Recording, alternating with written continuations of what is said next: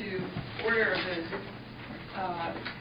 regular meeting of the Town of Pittsboro Board of Commissioners on Monday, November the 27th, 2017. And as we usually do, we'll begin our meeting with a moment of silence.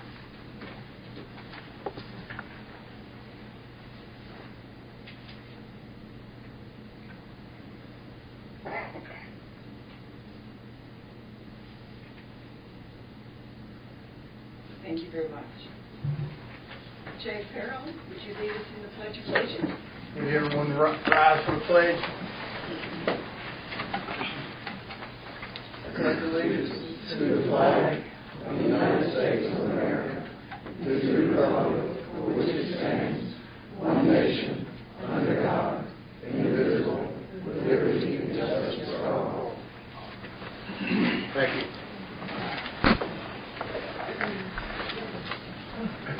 You have your agenda before you, and we'll entertain a motion to approve or modify the agenda as printed. The consent agenda. Motion to approve. Second. Moved by Pamela Baldwin, seconded by Bette Wilson Foley. Those in favor, please indicate by saying aye. Aye. Those opposed. The motion carries unanimously.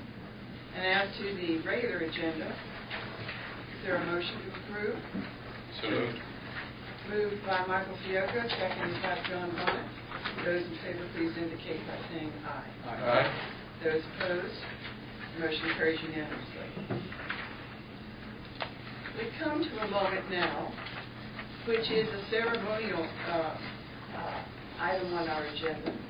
And for those who attend regularly to these meetings, I wanted to let you know that that I had an error in protocol.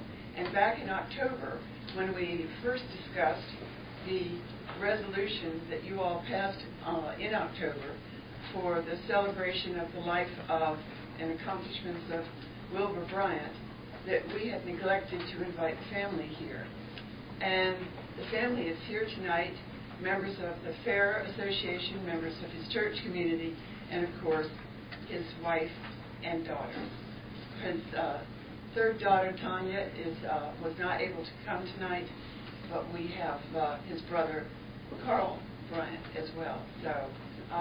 So we welcome the family here tonight, and members of the community who are here to hear the resolution and to be presented with a copy of it. So if I might ask the family members to come join me in the area here in the front.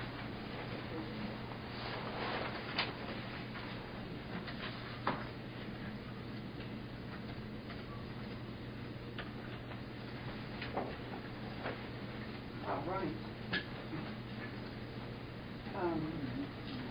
We could turn and face the audience if that would be. Whatever words be. All right, great. Well, welcome again. And I want to read again and present the resolution.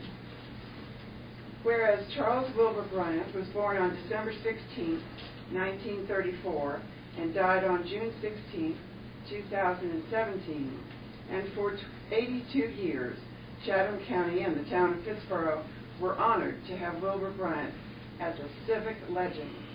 And whereas Wilbur Bryant was born in the Gorgas community of Moncure on the Bryant family farm, and he was active in the Mount View A&E Zion Church, serving as a pastor steward for over 30 years.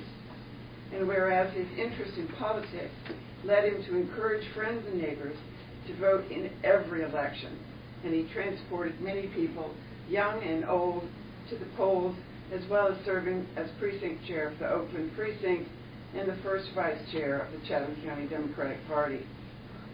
Whereas his community service posts are too numerous to name, but included the PTA, health boards, Council on Aging, the NAACP, and the Chatham County Agricultural and Industrial Fair Association.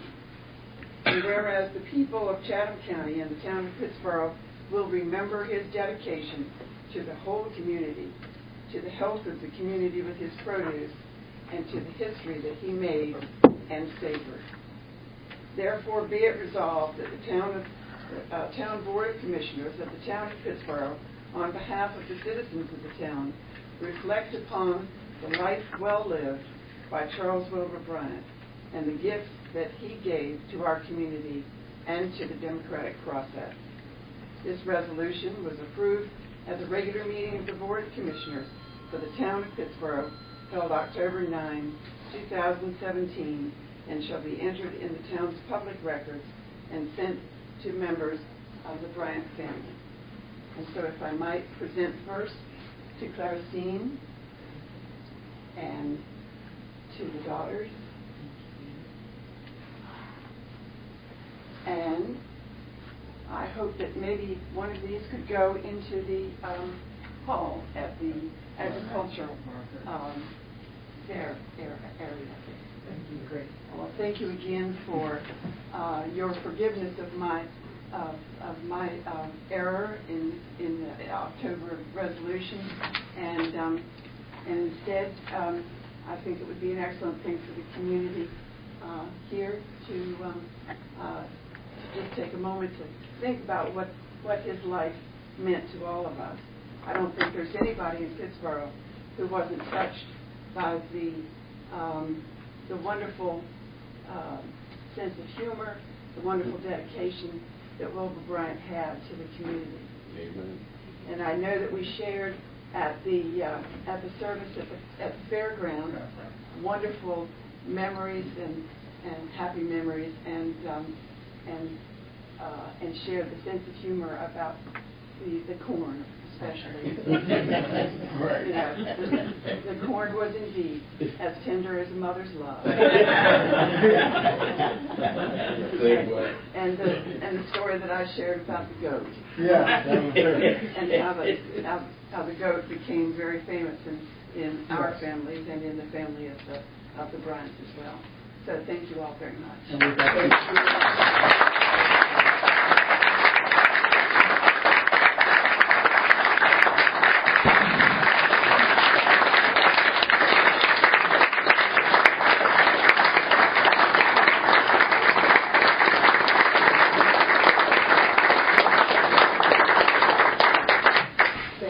if I could say, Mayor Perry, thank you so much. And there was nothing to even forgive. You were very understanding and very appreciative. The crazy thing about today is he would have been the one to have the most fun tonight. So he's smiling, laughing, and really excited, I'm sure, from heaven, watching all of us. So thank you.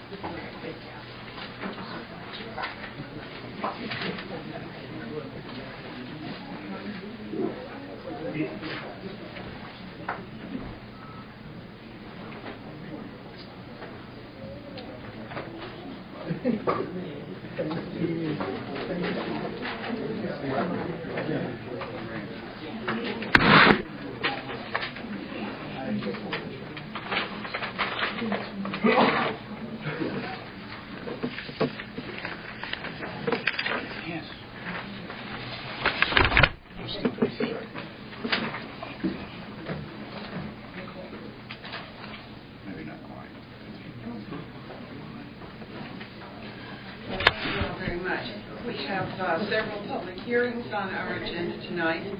Is there a motion to go into public hearing? Moved by Michael Fiocco. Seconded by Jay Farrell. Those in favor, please signify by saying aye. Those opposed. So our first public hearing is a rezoning request by the partner for Mosaic. And Victoria Bailiff, our staff member, will give an introduction to the matter. We have to close session. Can you make me some extra copies?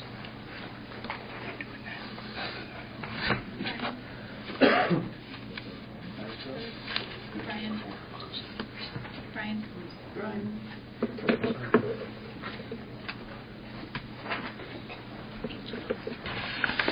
of rezoning 2017-05.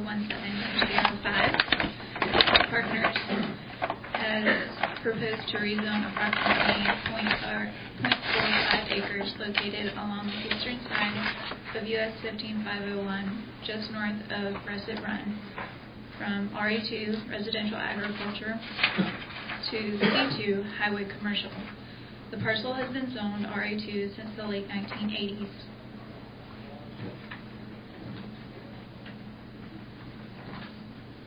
The future land use plan has designated this property for commercial. The surrounding properties are zoned PDD to the south and to the east.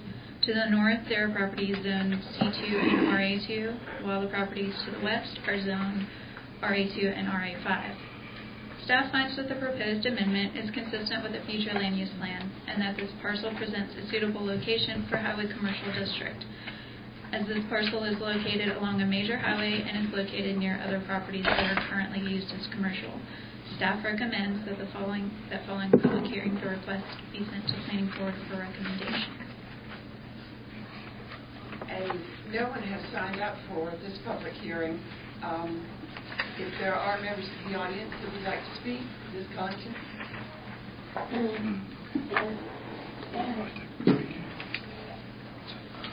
Liz Collington, 390 Rocky Hills Road.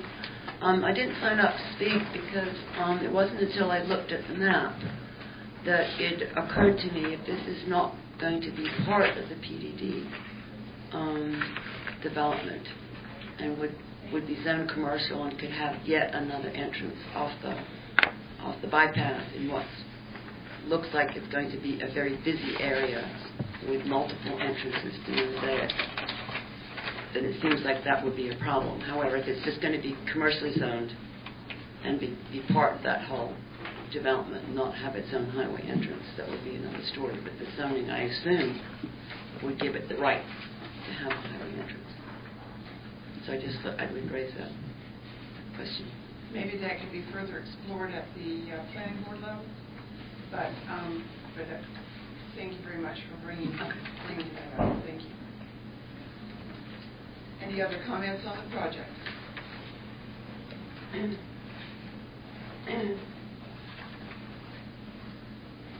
If not, then we'll move to the next. This is an annexation petition with respect to Eco Partners Mosaic as well. This is not Eco Partners, but this is annexation 2017-09, Wendover Parkway. Chatham Park Investors has proposed the annexation of 116.93 acres located east of Pittsburgh Fire Tower Road, west of Chatham Parkway, and north of Thompson Street. The parcel is zoned PDD and is currently vacant.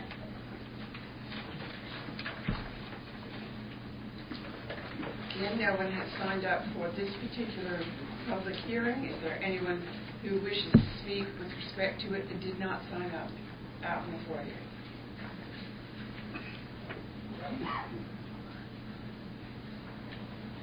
Hearing none. The third annexation petition.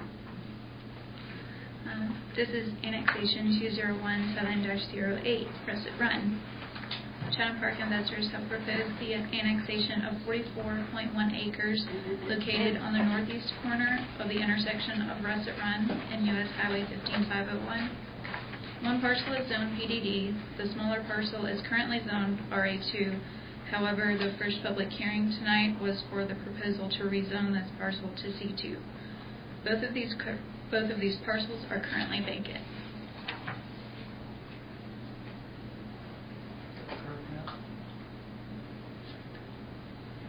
Yes, for Russet Run. Yeah. Do you have any questions? This is 116.9 acres. No, this is correct? 44. This is 44.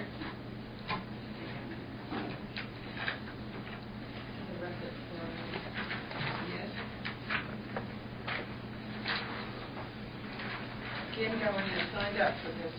Is there a question or petition, or is there anybody that wishes to speak to this that has not signed up?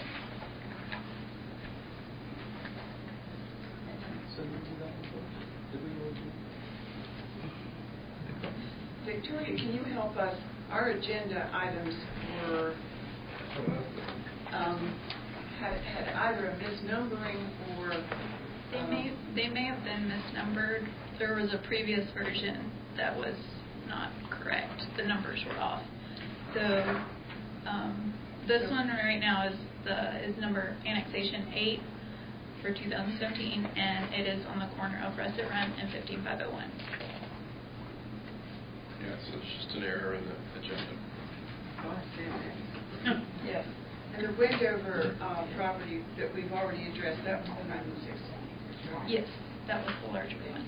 Actually, it was pointed out by Liz Curlington early, and then I said that was the case. I guess I had mine out of order when I looked up. I expected to see the 116 acres. All right. That concludes our 3 public hearings. Is there a motion to go out of public hearing? So moved. Second. Moved by Bette Wilson-Foley, seconded by Michael Fiocco. Those in favor, please indicate by saying aye. Aye. Those opposed. Motion carries unanimously. Likewise, there is no one signed up for the public input this evening. However, there was someone here, Kevin Wood and Nancy Wood, who wanted to speak with respect to a zoning compliance from the ETJ. And I met with them shortly before our meeting tonight, and they have been frustrated about the time that it's taken for their request to be answered, and the staff is moving on that request, and they were pleased to give additional time for that all to work out. So they did ask me to mention tonight that they were here hoping that zoning compliance matters could be addressed in a more timely fashion. So that is where we are with respect to citizens' matters. Commissioner updates and mayor's update. It's been another busy week, 2 weeks. On November 15th, I enjoyed the Climate Mayor's monthly call, and we'll be talking just a moment about Climate Mayors again. On the 16th, Jordan Lake One Water event was held at the Chapel Hill Library. A very interesting group of people led by Triangle J Council of Governments talking about the concept of one water. Sure we'll be hearing additional things from that, as well as having a presentation from them, hopefully upcoming. On the 19th was the tree lighting, which we all enjoyed. The 20th, the county commissioners had a work session also on climate matters, and so I attended that event to hear the recommendations of the county climate change committee, which has John Bonnet as our representative on it. On the 21st, I spoke at the Southeast Chatham Citizens Advisory Committee, and this past Saturday enjoyed not too much gift wrapping, but an awful lot of enjoying and meeting people here who were here for Shop Small Saturday business. It was just a wonderful event, and there were some businesses in town that said that they did more business this past Saturday than they have on any other day. Wonderful. So it was absolutely great. So, are there other reports from EDC or Fairgrounds or Main Street? Climate change, Triangle J? Well, you mentioned the tree lighting ceremony, and I think the PVA and Main Street are very excited about it. Pretty successful event. So I thought it was fantastic, and it was really great to see so many people out there. I was in a little video on Facebook, and it was viewed over 2,000 times. Wonderful. Yeah, actually huge. That's almost like sort of a local viral. That's great. Oh, and the announcement of the town slogan. It is "Find It in Pittsboro." It was. Yeah. Great. So is that going to fit on the water tank? Find it. We've kidded about how the town slogan needs to be on the water tank for us. So moved. Any other reports from any other commissioners? All right, then, under old business, we have a site plan. Victoria's back at the podium for the site plan for Chatham Transit.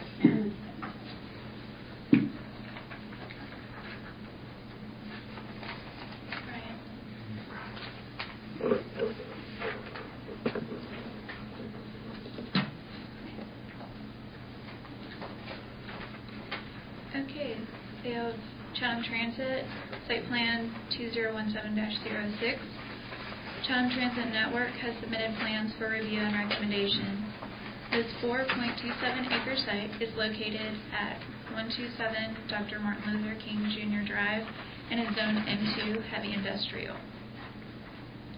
The proposal is to upgrade this site, previously used as a parking facility for Chatham County school buses, to meet the needs of the Chatham Transit Network. All of the buildings on site are to be removed, with the exception of one structure which totals approximately 3,000 square feet. The largest building currently on site will be replaced with a new 5,184 square foot structure. The plans for this site have been reviewed in accordance with the town's applicable development ordinances by the appropriate departments, and staff is recommending approval of the proposed request. The Planning Board reviewed these plans at their meeting on November 6, 2017. The Board had general questions regarding the use of the site, but found the plans to be satisfactory and voted to recommend approval in a vote of 6-0. These plans were brought before the Board of Commissioners on November 13, 2017. However, the applicant was not present at this meeting, and the Board decided to table this item so they might hear from the applicant, which is here tonight. And those people who had questions of the applicant, were there? I did have a question. Okay. We have the applicant. Go ahead and say it.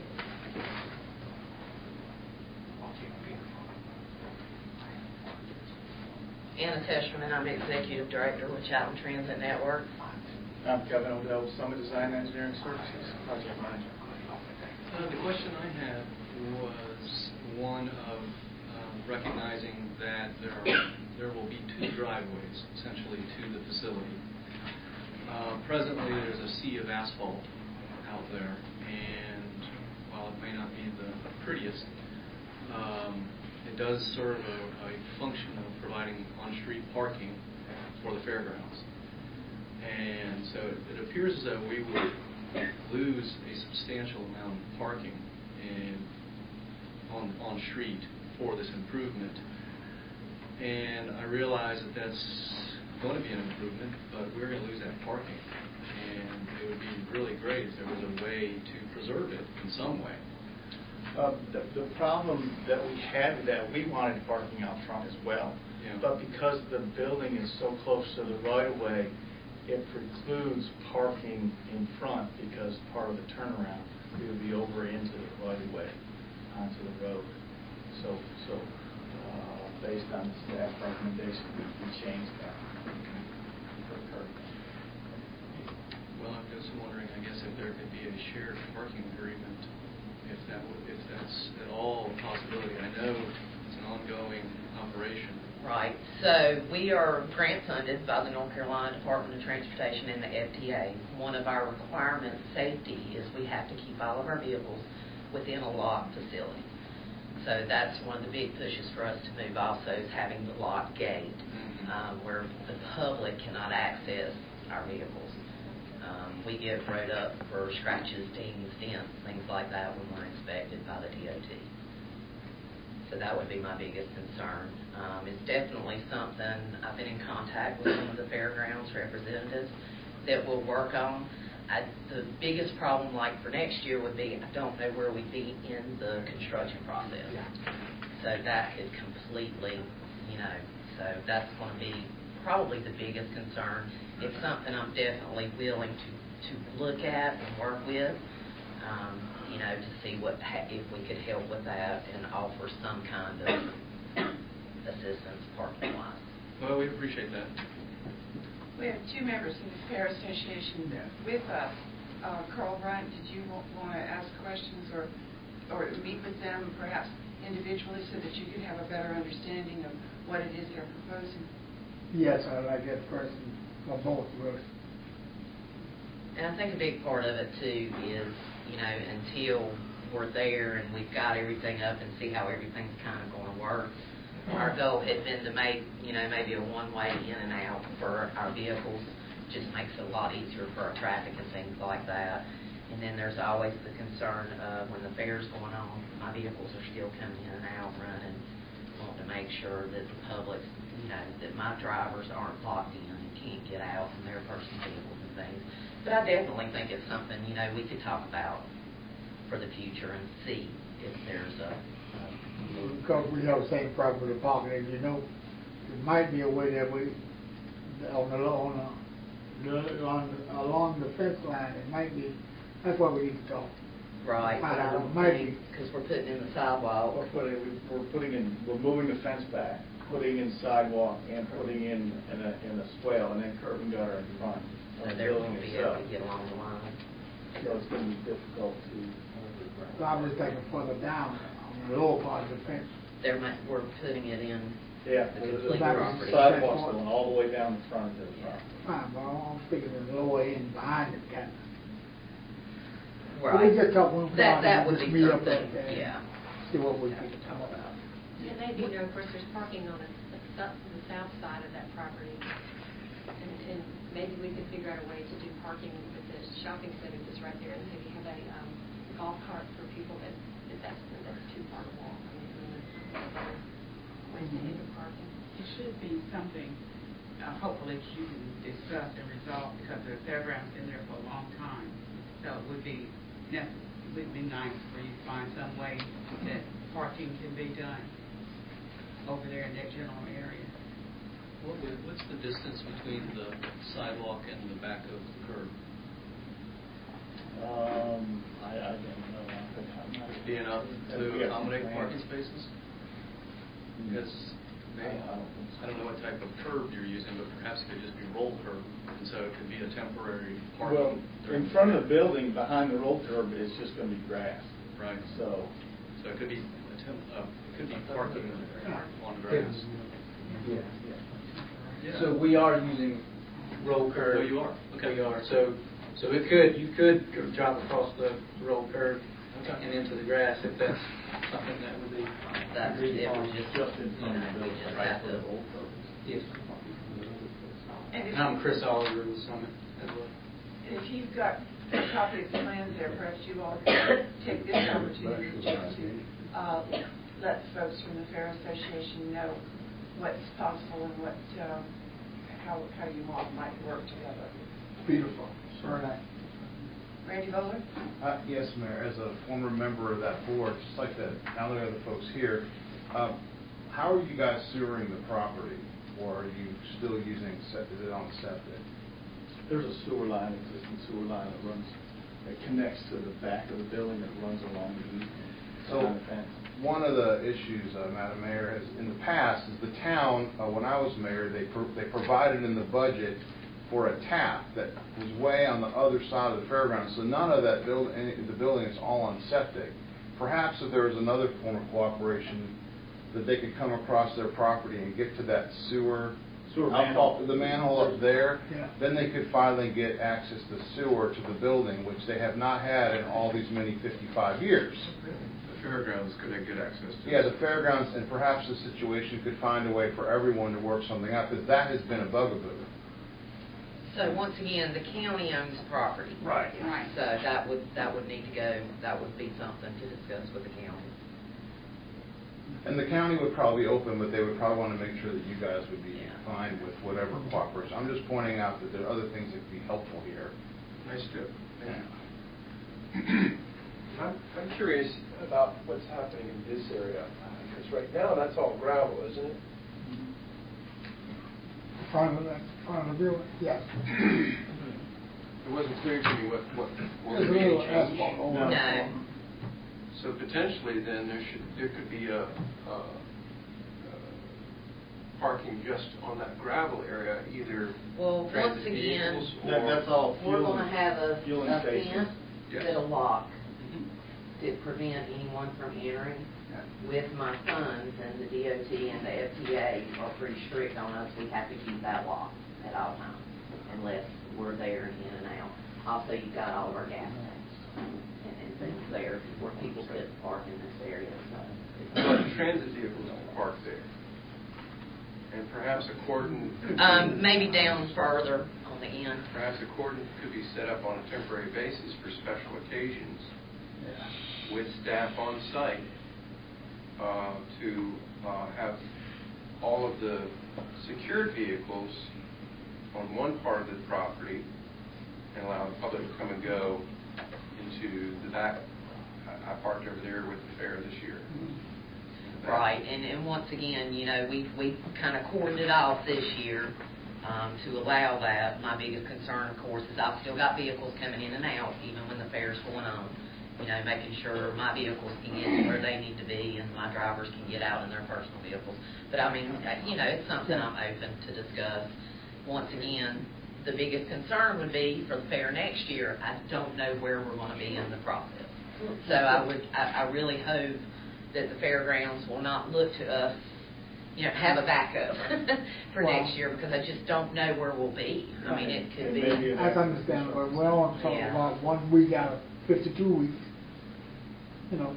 Right, but if it's an active construction site right, at that time next year, yeah. So that would be my only thing to make sure that. We're all enabled, you know. We're all Delaware County Right. residents here. Well, if I might make the suggestion, there are tables out in the front foyer that maybe the plans could be spread out, and Randy, would you work with, since you have the experience of having been on the Fair Commission before, and the gentleman from the Fair Association currently, and work together perhaps to begin to put some understanding here? Okay. I'm kind of curious, like now I assume you park your vehicles at Chatham Mills, is that correct? No, ma'am, we're actually parking at this Oh, location okay, now. so you do lock them up in the evenings, it seems like it's Yeah, Chatham we Mills. did until somebody took the gate out. Yeah. Okay, so it seems like there's often vehicles at Chatham Mills, so I just wondered how you dealt with that. Right, so that's one big push. You know, we're outgrowing our current location.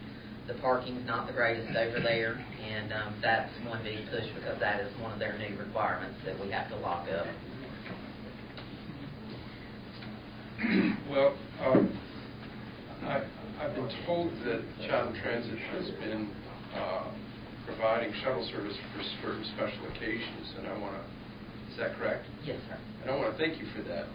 I think that's a really great opportunity to increase your organization's visibility, expand public support for the modest tax contributions that we do make here in town and from the county. And it's also going to help the town of Pittsburgh as we grow and increase our density, as we increase the density of these events. That's a really big help to us. So I want to make a special point of thanking you for that, and hope that you can continue to expand those kinds of shuttle service activities. I also wanted to ask you, Ms. Tesherman, about planning, and I don't want to put you on the spot, so I guess I'll just make it a statement rather than a request. There's a number of different things that we could be doing to increase your internal efficiency, reduce your costs, while also preparing for reduced emissions from your vehicles. I was recently told about liquid propane as a dual fuel option on gasoline engines, which does require the vehicle be taken out of service for the conversion process. But I'm told that for high-duty cycle vehicles, that is a real slam dunk economic decision, that you can really save some big dollars for that. So I hope you'll be looking into that.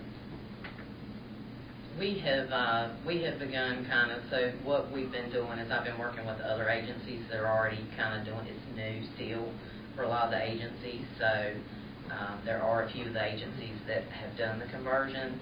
So, I'm kind of laying back to see how it goes for them, but I am in contact with them and discussing it with them and kind of seeing how it goes for them and, how that's going to work and see how it'll work out. So, because being a smaller nonprofit, we don't have the resources if I put money in this and it doesn't work kind of thing. But yeah, so it's definitely something on our radar that we're looking at in our future planning. Great. And as well about future planning, because this was a site plan, I had the occasion to actually look for and ponder vehicle electrification, and I saw in the key that overhead electric was indicated in the key, but I didn't see anywhere that there was any plans or changes to overhead electric or underground electric. Is that correct? Correct. We're going to use existing. So I would just ask that be thinking about that, because in 2018, possibly, and for sure in 2019, there'll be very significant funds coming down from the Volkswagen mitigation settlement, where Volkswagen cheated on their emissions. And as a result of legal action from the states, they're going to have to cough up some funds that will be available to nonprofits and municipalities for installation of vehicle charging, electric vehicle charging. And I'll ask, what's the longest that any one vehicle stays on the road per day? Right. So most of my vehicles leave out. The longest would be the vehicles are leaving out at 4:30 in the morning and returning about 6:30 p.m. So they're out about 14 hours a day. 14 hours. So I also gathered that in 2018 and 2019, the batteries are increasing in density, and a 10-hour duty cycle can be very cost-effective. So a 14-hour duty cycle, you've got those vehicles driving that much time, you'll have a very short return on investment. So I'll encourage you to think about that. But it's once again, as we begin our planning, and we're actually in the process now of completing our 5-year plan, those are definitely some of the things that we're looking at. Wonderful. Great to hear. Thank you so much.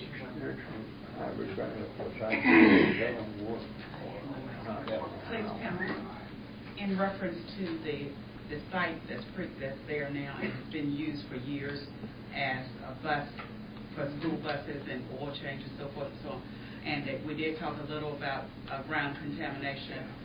How does that stand? Well, right now, there was a phase 1 environmental study done by the county. Okay, and Diener, North Carolina, Environmental Quality, they've issued the county notice of no further action, and the county has to, and they have, put a notice of residual petroleum in the documents for the property. So basically notifying them, anybody who's interested in buying a property is aware that there is contamination. It's I'm going to say slight enough to where it doesn't really bother anybody, but it's enough that anybody interested in the property needs to know. Will that general area be disturbed where that is? The only thing that we will have to do is put footings in the building. We're going to try and save the slab actually that's there for the existing building and use as much of that as possible, both for the chance that there may be some contamination, but also to be more economical in the building construction. Okay, thank you. Other questions from the board? I just have a comment. Say thank you for the good work you do in the community. We love what we do. Well, I think one of the things that Anna Testerman and I had a conversation this past month, I have never ridden on Chatham Transit before, so I called her up and was going to take a doctor's appointment in Fowler City I was going to have transportation, and things got changed, but I am interested in traveling with you because for a variety of reasons, and one of them is, as John Bonnet's pointed out, our transit needs are critical as far as climate change is concerned and as far as integration with the Chatham Park So I'm really looking forward to traveling with you and keeping you as a vital part of the community. So thank you again. And my husband works at a dialysis clinic in Pittsburgh, and there are a number of patients who would not be able to get there for having transfer. It's really vital for people's health that who can't drive or that need medical care. And a lot of other, like I know, at Powell Place, the apartment complex, I see you guys come there a lot, come pick people up, and so it's liberating for people who can't drive. And that's we're doing employment, we're doing not only medical, but we're taking people to work and things like that. So it's not just, one set of group that we're, we go to Chapel, but even people locally. Yeah, Yes, just working. I know you take a lot of people to work in Chapel. Yes, ma'am. Carl, right? Yes, I'm on the fair board there, the state. But it's about the contamination of the soil. Is there any way we can have it where a notation of where it won't affect the Chatham County Fair Soil Association? If that we will not, in other words, we need a notation of it that where we're not affected from that. Well, that would be interesting, and I'm sure that See, Summit Engineering would be glad to. Yeah, I was in the service station business 59 years in Philadelphia. So I know how expensive contaminations can get, and it's hard to find it. According to how bad it is. There are different grades of the top bad soil is. And I just want to make sure we protect it from that situation. That's what the notice is that's on record with the deeds. Is basically to let you know that it's there in the vendor reports and stuff. But we can talk about what additional information. And I'm assuming that the contamination is more at the end towards First Bank than it is towards the fairground. Would that be fair to say? No, the tank was about maybe midway, but me going there to the fairground has been there since 1950. We bought it from Mr. J.A. Farrell back in 1950, probably some of this man's relative. My grandfather. All right, so anyway, we got a long history there. So the tank where they had the tanks was like, maybe it was almost halfway the property. To the left of the gate is closer to the bank, about 30 feet. That's where the fueling pump was at all the time. So I'm sure the tanks are in the ground at that point. Some tanks have been removed at some point in time. But Their not exact location, I don't know. Do you know how long that garage been there? I do See, know. over the years, you're going to have a lot of spillage accumulate. I do rain, know when all they that. changed the regulations on the gas tank and the underground storage, that the county paid quite a bit of money to come in and replace everything and to clean everything out, haul the soil off and things like that. So I do know that was done. My assumption would be it would have been done in the late 80s, early 90s, because that was about the time that they changed the laws. Yeah, and this document right here is dated April 2016. So it's fairly, the environmental assessment is fairly current. I'm remembering the time that I've seen one of those, that there was actually a mapping of where the pollution was on the lot. There's a 150-page document. Yes. So whoever that is addressed to, Mr. Bryant, whoever Pardon me? that letter is addressed to the county? Well, to the schools. The school To had it County done. schools. But basically, you can check with them, and they can talk with you a little more about that. Right. That's Yeah, the school had it done. property owners. Very good. Thank you very much. In light of what seems to be a necessity for ongoing conversations, is there a motion to table this matter? Well, I'd be willing to make a motion to approve with the understanding that we'll be appreciative of any arrangements that can be made for sharing their parking.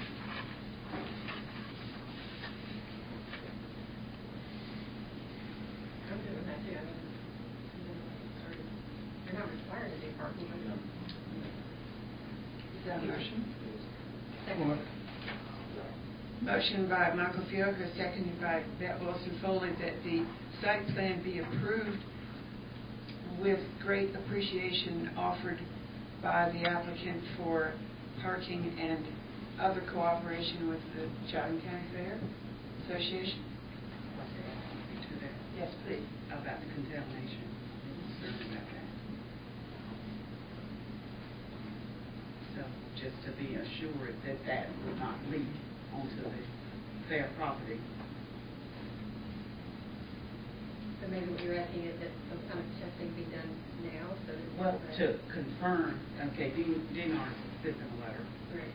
And just to confirm for sure that that is taken care of in reference to that. Avoid future Yeah, contamination. well, no. You can't really say future, I guess you can say future contamination, but that has been resolved at this point and they don't think that it's leaking into the fairground property. I don't know how to say that. It's all have been Make a contaminated. comment? Our loan is actually going through the USDA process, so they are very, very strict about a lot of this stuff. We had to turn in all this environmental stuff, and we're having environmental reports that we have to submit for that, too. So there is, it's more than just a letter from NCDNR. We also had to get another, we went through. And it's on record, and we'll be taking additional tanks out. Above ground tanks that's there, that's gonna go. So we're cleaning up the site as best we can.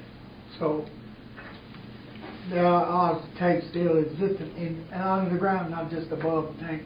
Yes. So you don't know how, see, I just wonder how you do all that, how you know what's down there. In other words, how you do a full study without pulling the tanks all the way out, all of them, and know what's underneath it. We can give you the phase one that an engineering firm I think did. this I needs, think I think phase two, that this conversation needs to occur between you all in a different setting. So that was why I suggested that perhaps tabling would be appropriate. But from the man from Summit Engineering, I appreciate greatly the fact that Diener put forward the idea that there is contamination on the site, but all that is required under the law, as I recall, to give notice. It goes on record in the Register of Deeds office to give notice to adjoining property owners. But I think what Pamela Baldwin, our Mayor Pro Tem, is suggesting is that additional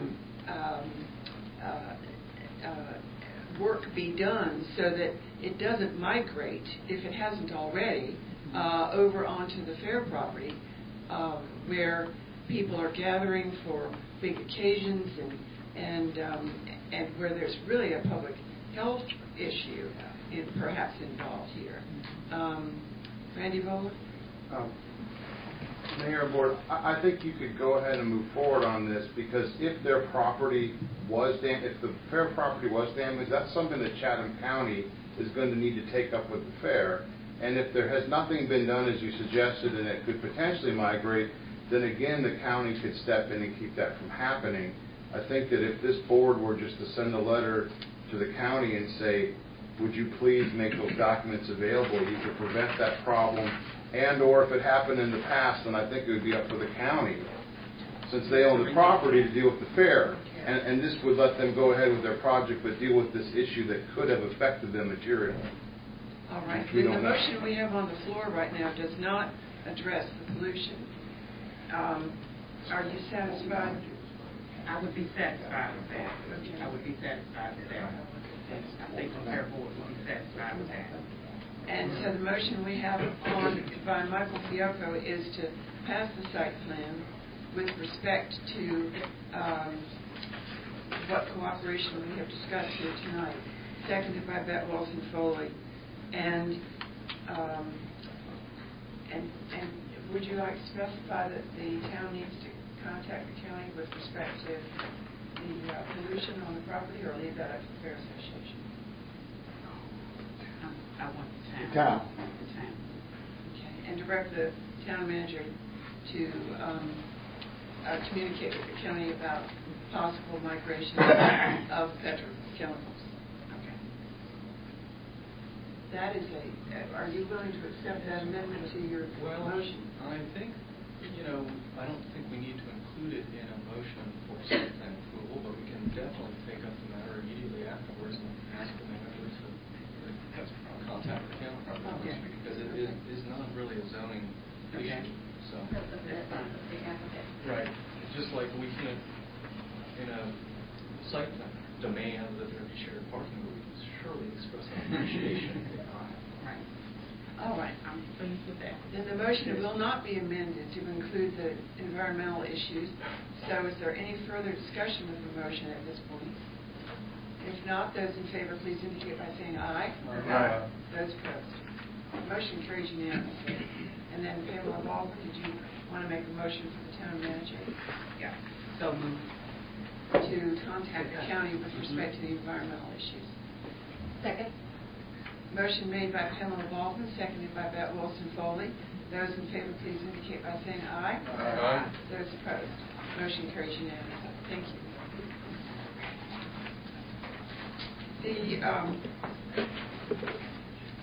The next piece of old business is the hotel incentives, and that is Ryan Grusbeck. Do you wish to bring that to us? Yes, thank you, Mayor Perry. This agenda item is intended to be a continuation of the conversation we had on the meeting on November 13th. In your packet, in addition to the cover memo, I provided an update PowerPoint. Before you this evening, I included some modifications that were made by Mr. Bradley from Eco Partners, who is here this evening, and that document looks like this and has the highlighting on them, so it should be in front of you. And I'll go into that in a moment. Mr. Bradley is welcome and able to answer questions. Attached to that is some information from Duke Energy that's related to one of the new items on the piece that was provided by Mr. Bradley, and we can get into that momentarily as well. So just to kind of sum up where we were from the last time, on November 13th, we received some updated commitments from Eco Partners at the time. Ultimately, following that conversation, you decided to work with Eco, and I think also internally with Commissioner Fiocco to revise or fine-tune some of the commitments. Of course, Commissioner Fiocco, as he indicated, had some family issues come up, and so from our end, we don't have that language reflected in this PowerPoint tonight, but we can get to some of the other comments momentarily. The other item that we had discussed was developing some new incentives, possibly to benefit the existing bed and breakfasts in town by including some incentives within our existing facade improvement program, and somehow providing some ability to maybe allow the bed and breakfast to improve some of their more historic and facilities, and help, I guess, keep them viable as well. And that was based on some input, I think, that we had from last spring during the public hearing. And then finally, there was a new incentives table option, which I included in the tables as number 4 that Commissioner Fiocco had suggested, and that's with you tonight. So what? And I won't go into this piece as much, but you'll have here a comparison between where we were on the left-hand side back last spring as far as the town commitments, and then the Eco Partners town commitments in the right-hand column that were submitted on the 13th. And I can point out some of the changes. Mr. Bradley can point out some of the changes, because I think there's a little bit moving to center, I think, from our last conversation, and we can get into that. But you can see here where the town provided some language on the left-hand side, Eco provided some language on the right-hand side, I think as you look through this, the town probably used some more absolute language. ECO kind of was trying to augment that by saying make every intention or use best efforts. I think ultimately the town and ECO are trying to work towards the same thing. Whereas the town's a little bit more absolute, ECO may say that we'll try, but due to a couple of factors, they may not be able to guarantee some things. And that's maybe an oversimplification of where we were at with that, but that's kind of how that discussion was going. The commitments, some of the possible changes that Mr. Bradley suggested was, if you'll recall, in the first commitment, where we talked about hiring local employees, the town had indicated that it would like to see 12 full-time employees within the 27312 area code. ECO has come back and said it'll make its best efforts to provide at least 3 employees residing in the area code. Mr. Bradley, is that an accurate representation of what? Yeah, I think we say we commit to employ 3. Okay. Not best efforts. But I think that, and just so I had submitted, hadn't gotten anything, I thought I was going to respond, so I sent this based on what I thought the discussion was to try and capture. So if I didn't accurately capture, that's not intentional. It just was trying to do. So if it's not what we had discussed last week, just we'll try. I mean, we'll modify and agree to it. I thought directionally it was what we discussed. So. And then there was also, with regards to the 4th paragraph, you can see that ECO had indicated, or the town was looking for the hotel operator to have some links available on its website to local businesses, activities, things of that nature in town. At the time, I think if you go back to where we were at with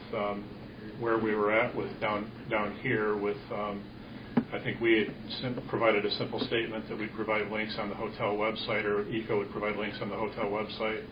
And at the time, ECO had responded that it was kind of limited by whatever hotel operator website policies would be in play. It could vary from vendor to vendor.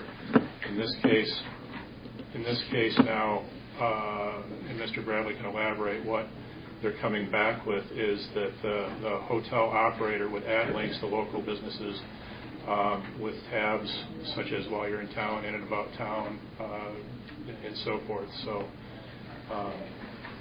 I think some of that may be dependent on the hotel operator again and what their policies would allow, according to what I'm hearing. But they generally will let you connect to the Visitors Bureau or things of that nature. That's what we talked about. That's what this was trying to reflect. And then finally, the last piece is on paragraph 8. I think is a new paragraph that wasn't there before, and that was with regards to engaging a third party through Duke to provide a report to the EDC to track basically energy efficient systems, and then as I said before, there was some information from Duke Energy regarding that possible commitment placed before you this evening. And have anything to elaborate on that and how that might relate to LEED? That's just a Duke program where they hire third parties to do exactly what you were talking about, and then to try and get as many efficiencies as possible and document and or suggest alternatives that would be more like Energy Stars listed in there. You can see. So I thought maybe that would be an appropriate solution. So, and the hotel operators agreed to submit their design through that program.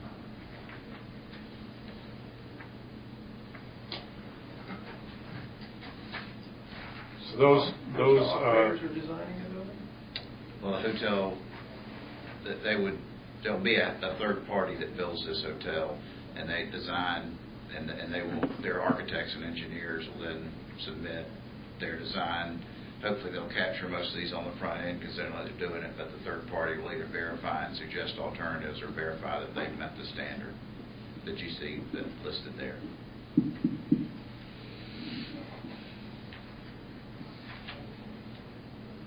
And we'll be going through this program on all the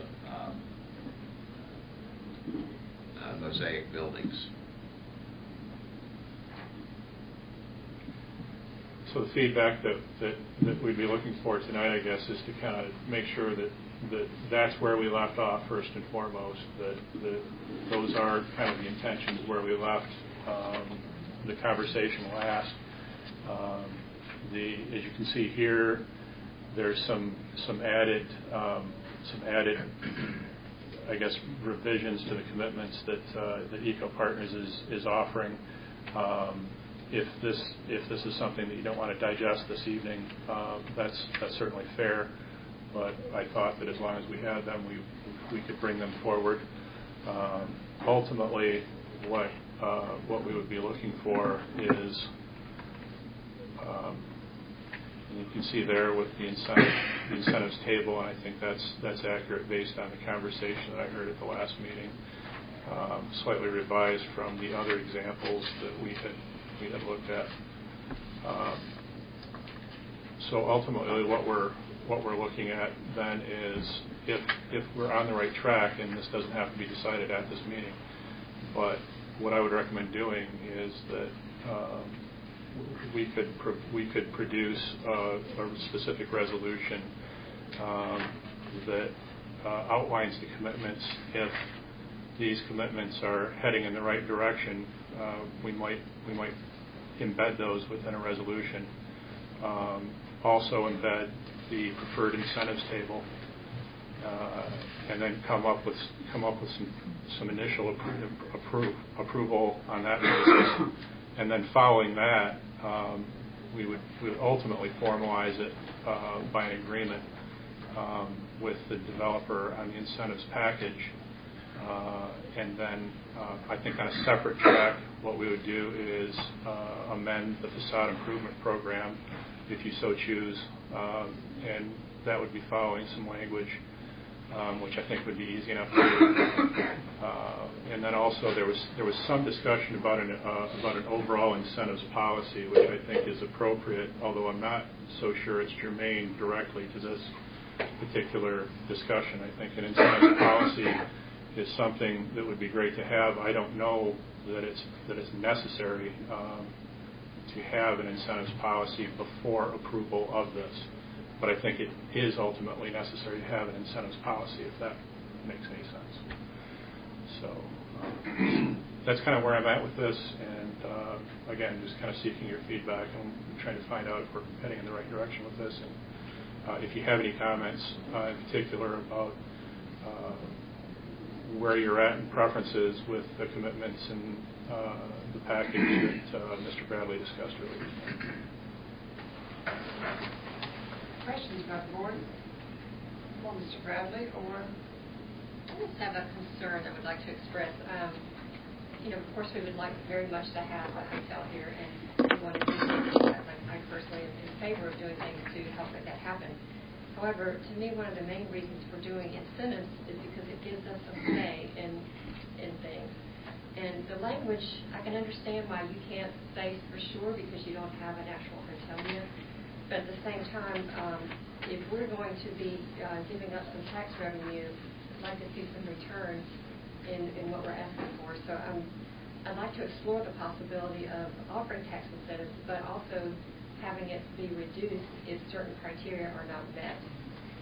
And that makes things more complicated, but I think there needs to be more of an incentive of, we'll do our best, or if we can, we'll do these things. I think we need something stronger, and if it doesn't happen, that there is a reduction in the amount of tax incentives. Thank you. I second that. And I would add on to say, Commissioner Fuller, that this language feels very conditional. Understandably, you feel like there's only certain things that you can commit to at this stage. But I think that those conditions can be expressed in the broader legal document rather than in the list of bullets or however else, or commitments or efforts that we're trying to describe. Frankly, I don't understand. 25 employees and only 3 of them would be from Pittsburgh. I have a problem with that. And I would like to see this trend. You're asking us to commit to hire 20 people, 12 people. We said we would commit to hire 3 out of the 25. I mean, I had this discussion with Commissioner Bonnets, 6 months ago when we first started, and said, I would hope, and I think the hotel would hope that every employee would live in, that's better for them. So, I mean, we're willing to hire as many as we can. The issue is you want a clawback if we don't achieve it, and we don't want to put something out there that is an unachievable goal, and that's why we stated that. So that's a lot of. I can understand that, but I think the goal is to be higher than 3. I thought that was the number we talked about last time, but maybe I think y'all had 12, and I thought. Yeah. But I thought it was we had 1 in there. And you asked for a commitment of more, and I thought it was 3. Maybe it was more than that. I don't remember that. I don't recall 3 being the number. And I apologize that I didn't get information. Yeah. No, I know what happened. I knew the problem. I said something. I saw it was on the agenda, so I tried to. Right. Yeah, I just want to make sure that I think people are hoping that projects like this are going to bring jobs to local people. And we certainly want to see that happen. As many local people can be hired as possible. Certainly understand. One of the observations I'll make is I can appreciate some of the qualifying language, especially when it comes to the contractor, because maybe the local Pittsboro contractor isn't got the wherewithal to do some of the work, and you're not likely to hire somebody just because they're local, not qualified, and I think that then goes into other areas. And last time I was talking about how do we go about doing this process, because if we are using such language that provides such qualifications, then I think for everyone's benefit there should be some established standards. Granted, it has to be somewhat qualified, because at the end of the day, you don't want to enter into an agreement, and then we say, well, you didn't try hard enough. And, no, I'd rather have objective standards, sure. There we go, right? And so part of the process, I also think, is that the EDC is going to be involved, and that there would be a presentation to the EDC of an audit, so to speak, and the EDC would present to the board. So the EDC can be that third party, which kind of adds to the objectivity of the process, because I think that's critically important. And if I could just offer this too, your conditional language. Well, when I say conditional, I mean the make every reasonable effort language that you see here is typically reflected in economic agreements that you'll see elsewhere. In previous lives, for instance, approving tax abatements, I remember there being commitments similar to this, and ultimately in practice what would happen is you would, using this example, oftentimes have 3 full-time employees hired at one given point in time, but at the time of the audit you may not have the 3 employees, and that may not be an issue that is reflective on the hotel operator, in this case's efforts to keep those 3 employees. At one time he had the commitment, at the time of the audit he didn't, and so in my purview that would be making every reasonable effort. And so if you, at the time of the audit, at that snapshot in time, if you use very specific language, and at that snapshot in time you said you must have 3 full-time employees, and you did, but now you don't, then you may not be fulfilling the conditions, at least according to the terms of the exact language of the contract. So that's why I think you have somewhat, you typically will in these things have somewhat flexible language that's there as a means of accurately auditing it from both sides. But so it's been some time now since I did this, since we first were discussing this, maybe even last year, but at that time I looked at an incentive that the city of Durham extended to a hotel operator, or a hotel developer actually, in Durham. And these commitment type items were not where the qualifications or the flexibility was written in. That flexibility was written into the rest of the document. I think we're kind of talking around the same thing. I think I've heard that you would like objective measures of success. Sure. And I feel confident that Mr. Messick would be able to craft the language necessary for us to consider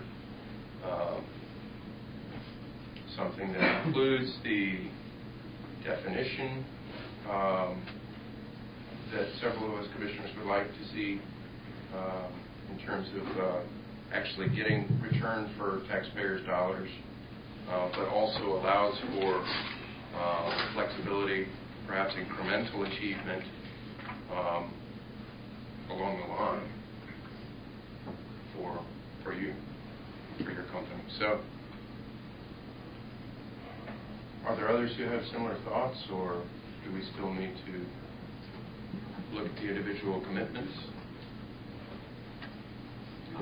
I have a question, Mr. Brad. I guess you know pretty much. I'm not in favor of the incentive program.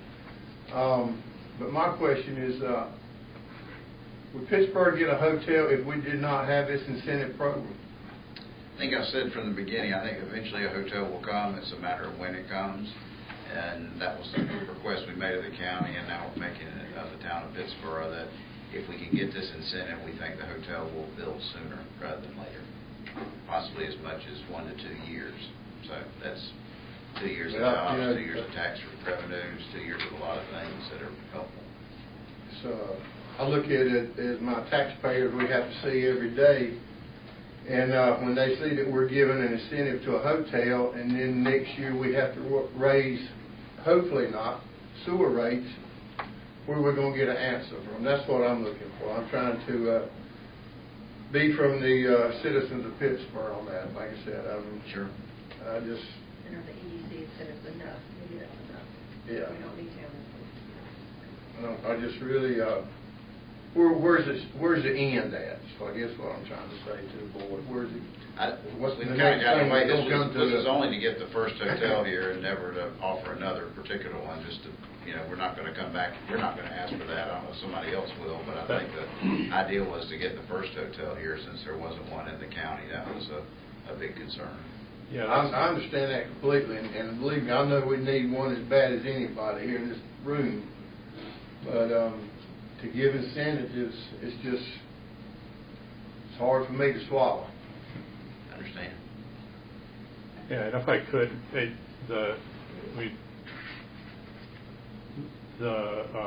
I had mentioned in my recommendations that we could develop a very specific resolution that says we are giving incentives based on this, based on the need to attract the first brand hotel to the town of Pittsburgh.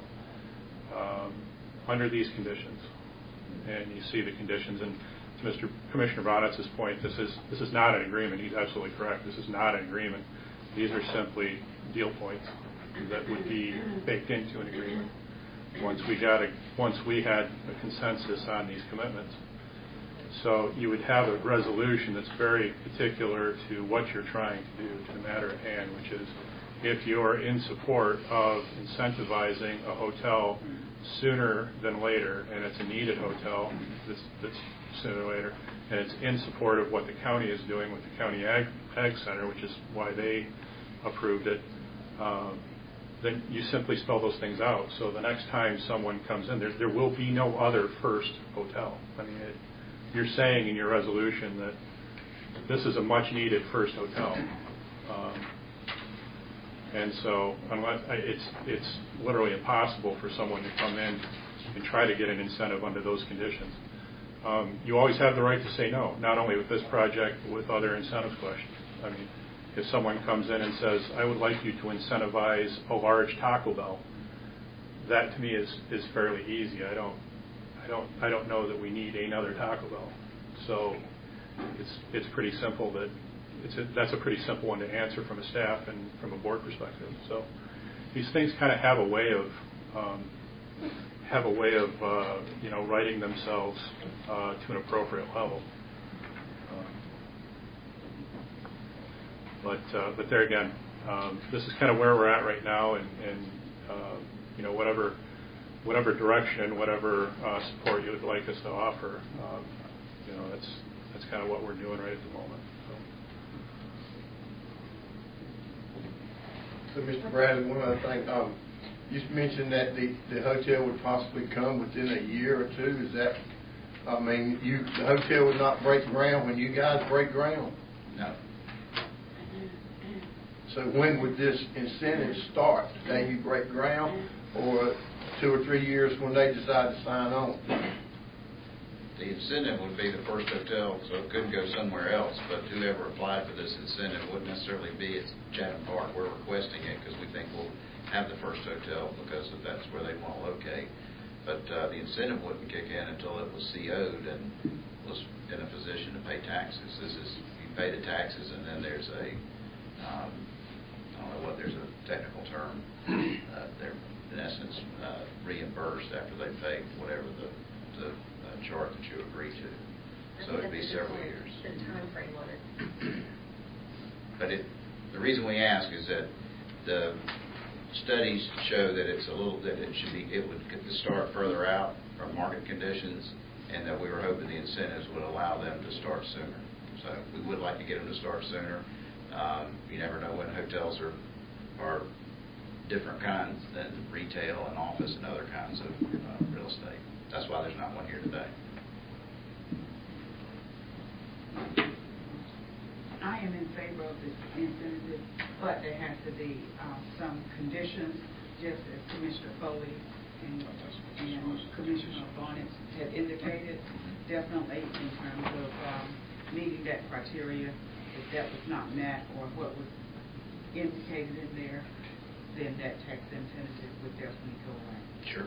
I think we understand other that. things, as mentioned by Commissioner Barnett, I think those were good ideas. Can I agree with that in a time frame to it? Yes, the time frame as well. Okay.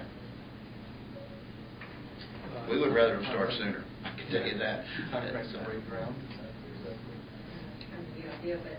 Or expiring the incentive. If it hasn't been built in 5 years or something like that. Well, I think the incentive won't materialize until the hotel is open for business. So, And you can't have somebody to have an agreement with, so you know that there's a hotel operator that's going to be in place. So that's the agreement that the town would have with an entity other than him. I mean, this is just a policy. That's all this is. And in what condition? I mean, you talk about conditions. These are conditions. If there are other conditions or these aren't appropriate conditions, I guess that's what we need to know in order to be able to, when and if he can deliver an operator, that we can have an agreement. and included in that agreement would be some of the mechanics that I Absolutely. Right. Well, I'll suggest that we rewind 2 weeks, and that I do what I said I was going to do 2 weeks ago. I do it tomorrow, the next day, and send out an email to the board. And send Mr. Griswold. With a different incentive schedule? No, they have the incentive schedule up there. But There's I 4. Yeah, and I think it was number 4 was the one that I suggested, so that's the one I'm still suggesting. But I had mentioned making adjustments to these comments, and so I could start the conversation via email, and we could hopefully in 2 weeks' time come back with a new document. To make adjustments to the commitments? Yes. Yeah. Exactly. Well, that's fine, and I also need to have a side conversation as well, so. Okay. All right, so we'll have this matter on in our first meeting, our only meeting. Thank you, Kurt. Third item under old business is the additional elements. Jeff Jones will lead us in discussions. Thank you, Mayor. Tonight we have the second set of elements back before you, those being open space, general provisions, tree protection, landscaping, and stormwater. What I would ask the board to do is to discuss the open space changes that were made as a result of your all's discussion with Chatham Park 2 weeks ago. Those were included in your packet. And then to entertain any direction you might want to give Chatham Park on the remaining 4 elements of the second set. Staff is still going through those remaining elements, and just today Fred and I met on the stormwater element, and he has some comments that we would be discussing with Chatham Park next week about. So really it's just for you all to discuss, contemplate open space, and then the other ones to kind of, again, discuss those, give direction. I do know that Chatham Park needs to give a presentation on the changes that were made to the stormwater element. So when we get to that, they will be given a formal presentation on that. Chatham Park is here, of course, staff is here, including myself and Fred is still here. So we can entertain any questions that you all may have on these second sets of elements here.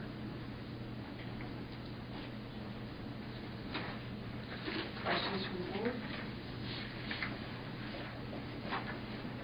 I'm prepared to discuss or make an observation about the open space element. Based on my notes from 2 weeks ago, I think they've addressed our comments. Need to speak before, but I don't think they hit all the things that I heard all of them say. So, but I will offer this one, two corrections or 2 observations that I have.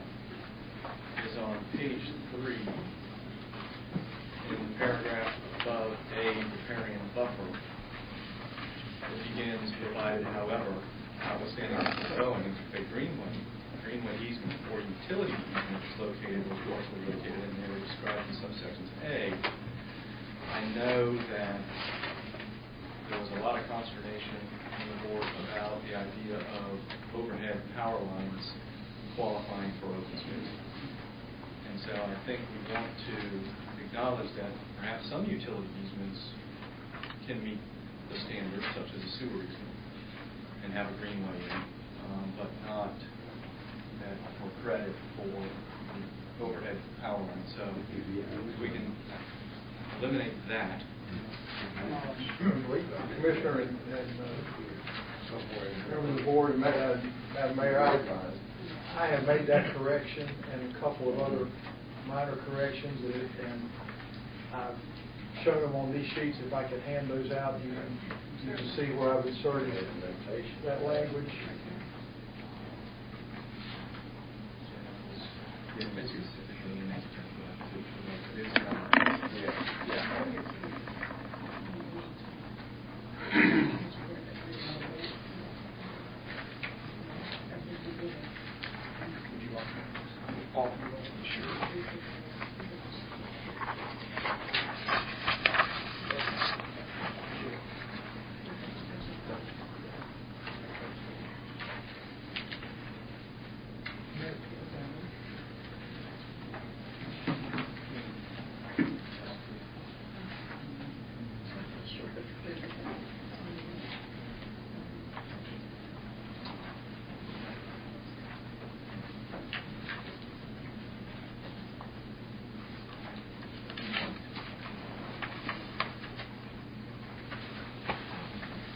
I'll be happy to review with you any of the changes, and then these 3 things that I've just handed out to explain.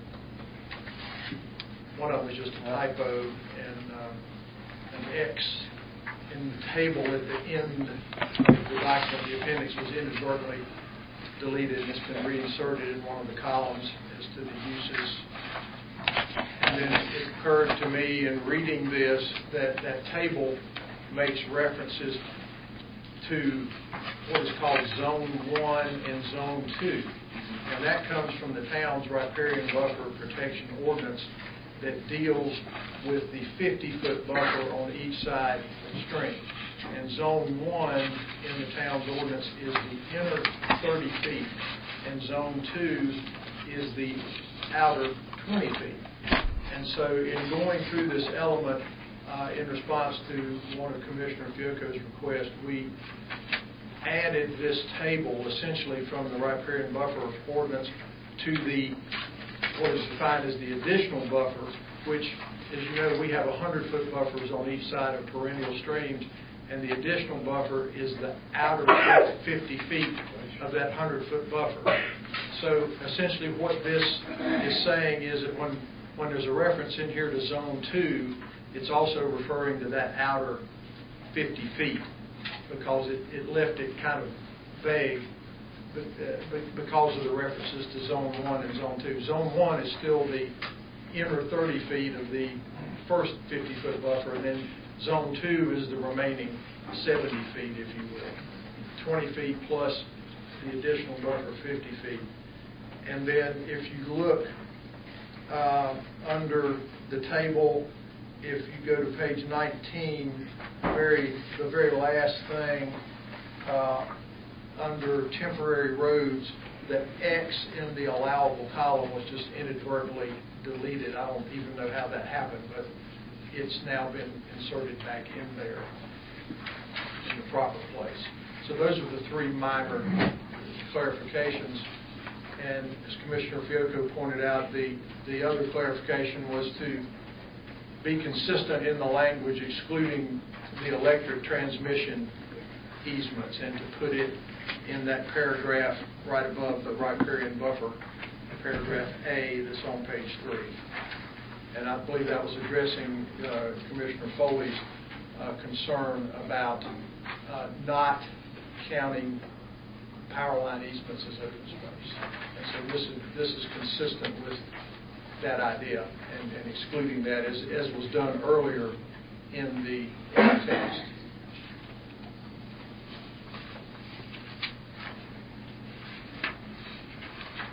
Actually, in the immediately preceding paragraph to that one, the exclusion appears there, and then now in the second paragraph.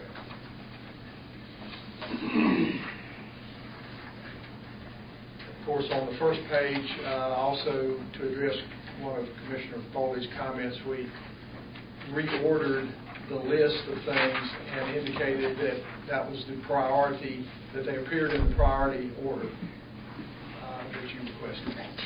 And then footnote on that page, we had a discussion about how to measure the gross square footage, and Commissioner Fioco raised a question about the common wall in an adjoining, if you had like 2 condominium units that had a common wall. So we've added that language about the common wall.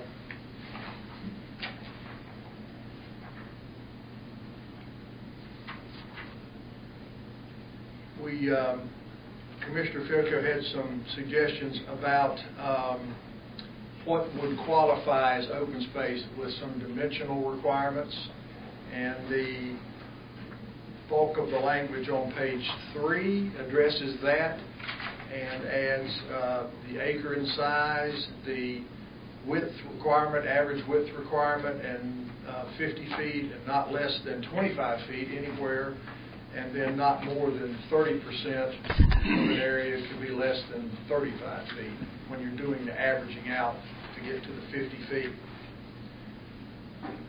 And then we recognized in rewriting this that there could be a situation where you had the 100-foot buffer, and as the master plan contemplates and allows, greenways could be in that buffer. And a greenway in the outer 50 feet can count toward the parkland requirement instead of being open space. And again, this is all in the master plan.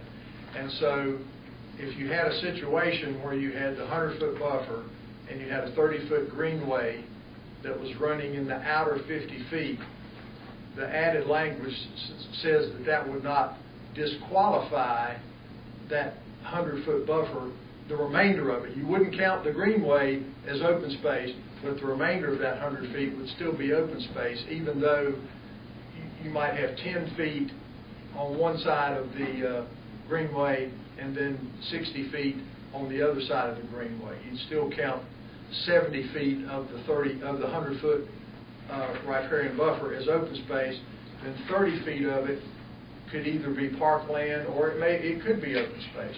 But we could designate it as parkland if it's in the outer 50 feet of the buffer, as the master plan allows. So what you're saying is you're not going to count the same piece of land? Not going to count it for two different purposes, absolutely not.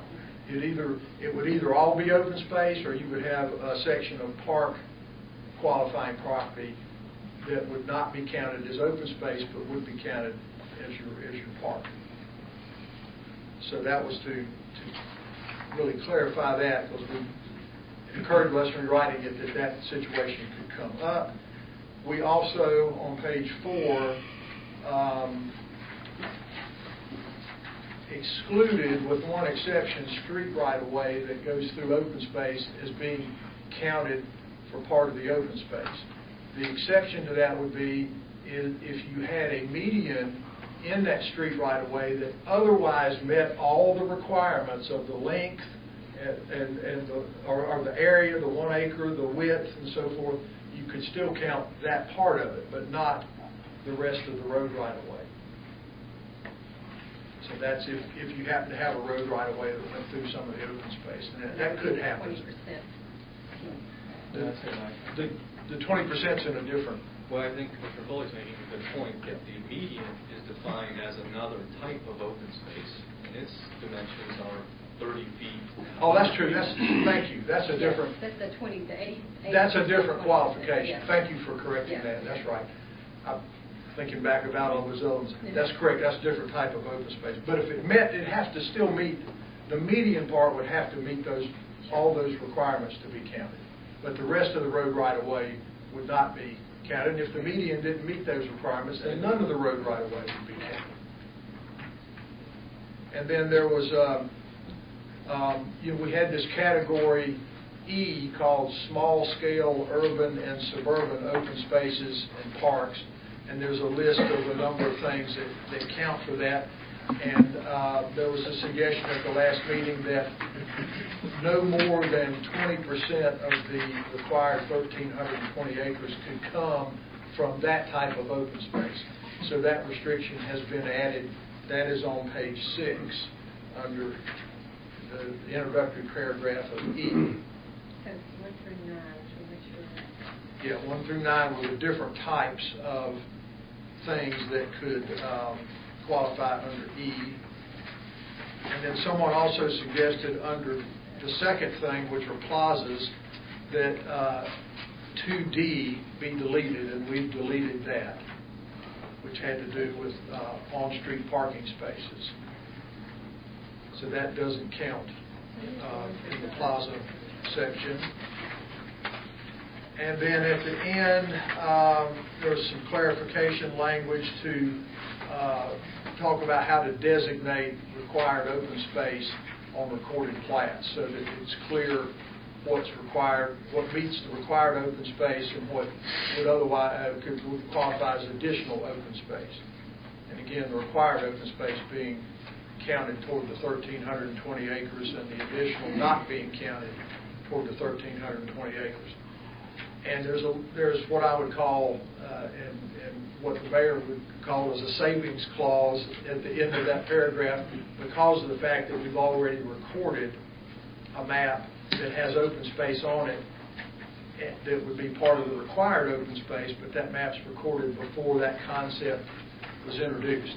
And if those things still meet the dimensional requirements, I checked on them today. One of them's about 1.9 acres, and another one is 10 acres, and they're both riparian buffers, so they're 100 feet wide and easily meet those requirements. So those, plus those 3 other corrections that I handed out tonight, would be what we would propose to constitute the open space element.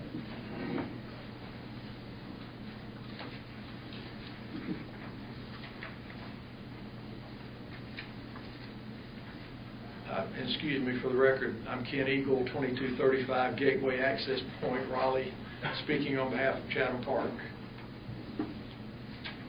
So can you clarify for me, like, table of uses of additional buffers and how that counts towards open space? I'll try my best to do Okay. that. 'Cause I wasn't sure what that was. What we had in the original draft is when we were considering what we call additional open space. In other words, if you've got a 100-foot riparian buffer on one side of the stream, the outer 50 feet furthest away from the stream, additional open space.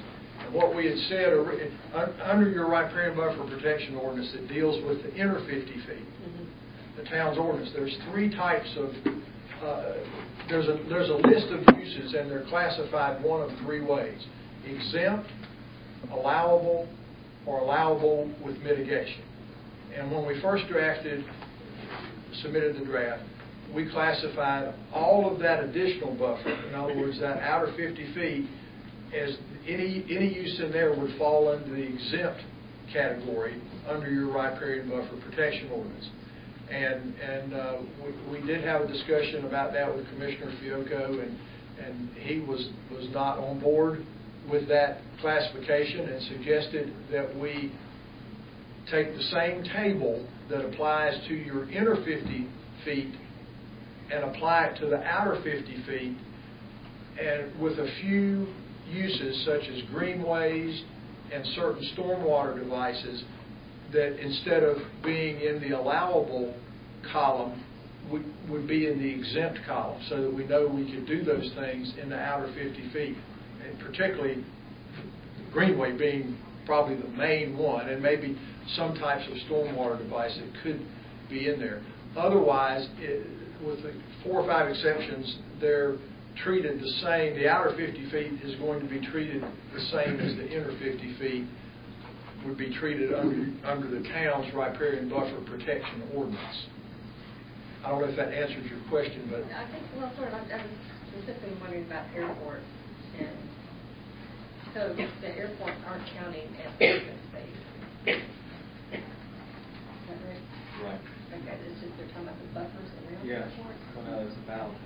this is riparian buffers. This only deals with riparian buffers. Can the airport be in the buffer? And allowable, there are footnotes as to what allowable means. I mean, Let's say you had a runway that crossed over a stream. Yeah. That would be an example of an airport use that would be in a riparian buffer. I guess we could have a landing strip somewhere in Chatham Park. I'm not anticipating that at this time, but that would be treated for the entire buffer would be treated the same way, because that part of the riparian buffer ordinance would be the same for the inner 50 feet and the outer 50 feet. That's a use that was not, nothing was changed in. So my suggestion was, instead of making everything that's allowable with mitigation exempt, I asked them to qualify each and every use. And pretty much follow the riparian, the same rules that apply to the inner 50 feet. Exempt means that they can do it by right. Okay, so they can do it right. Yes. Yeah. And allowable you can do if you, under your riparian buffer protection ordinance, if you demonstrate certain things. I can't quote you what they are, but there's a list of things. And then allowable with mitigation would be, again, you demonstrate those things, but you have to mitigate the fact that you're impacting the stream in some way that the ordinance specifies. The only other thing I was concerned about was on page 18, that's marked out, but I guess they took out using fertilizer. And I'm wondering if that's used right on rivers and streams, because that might not be such a good thing. What use category is that under? Let's see, under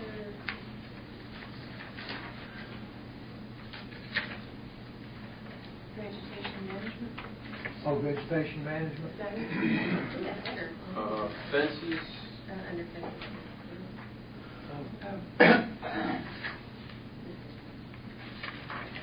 It's under arbitrary. I don't think that we've changed any of those Oh, I from. know, I think I had really But it seen exists. something. Yeah, I don't think we moved any of those uses. Yeah, I'm just bringing up that, you don't really want to use fertilizer right on a river or stream. So I just wondered if we need to specify about that, because that can be very damaging to the river to have fertilizer used right on the river.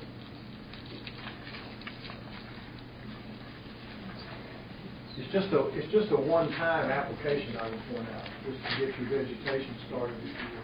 Well, that would be where compost would be useful. Yeah, it could serve that purpose. I mean, there's ways of improving soil without using, nitrate fertilizers. Well, again, this is just following your existing rules. Yeah, still. Which are flawed.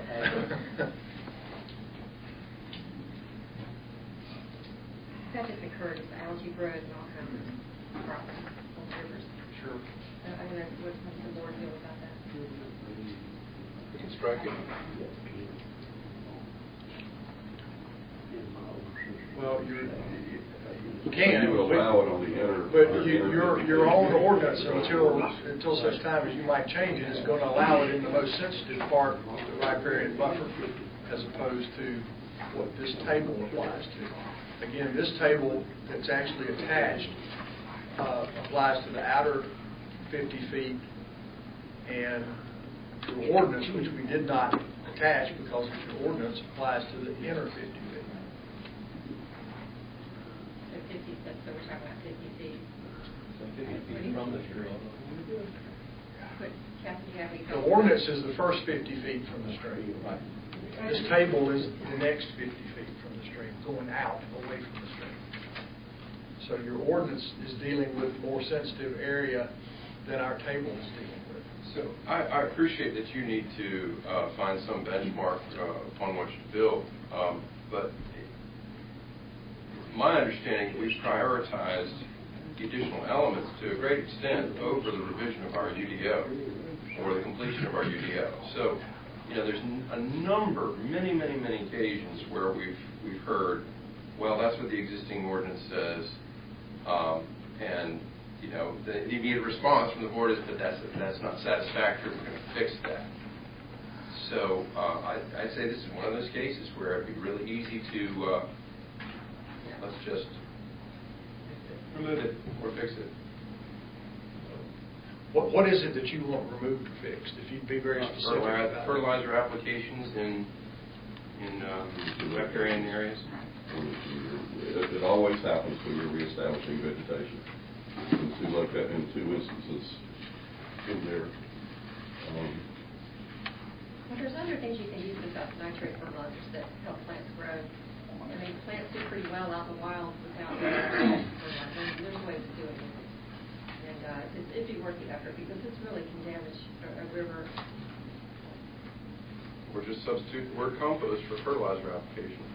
Well, I wouldn't want to be constrained to say that we have to use that. There could be any number of things years from now that might be used. So I would not want to do that. I mean, striking, that's one thing, but requiring a certain thing, I certainly would not be in favor of that. Because you don't know what's going to be the best thing to use years down the road. I think I understand. I think that chemistry is pretty well understood, and more importantly, our understanding of the biology is increasing dramatically in recent years. I'm not saying you're wrong. I'm just saying that, let's strike what you don't like, but don't require us to use a certain thing. That's all I'm saying. Okay. Strike fertilizer applications. Or with allowable with mitigation? Is that where you say, okay, you can use fertilizer, but it can't be this? Or then the next board might not have the same thing. So that this coming from our existing ordinance is in place for the inner 50 feet. So you're still on. So that's a problem. I don't think that we've ever suggested changing that, though. There we go. And I agree. Sounds like fertilizer. mean, I don't object to enhancing the soil, but not with fertilizer substances that cause algae growth and all kinds of other problems. I don't know how to word it, maybe with approved,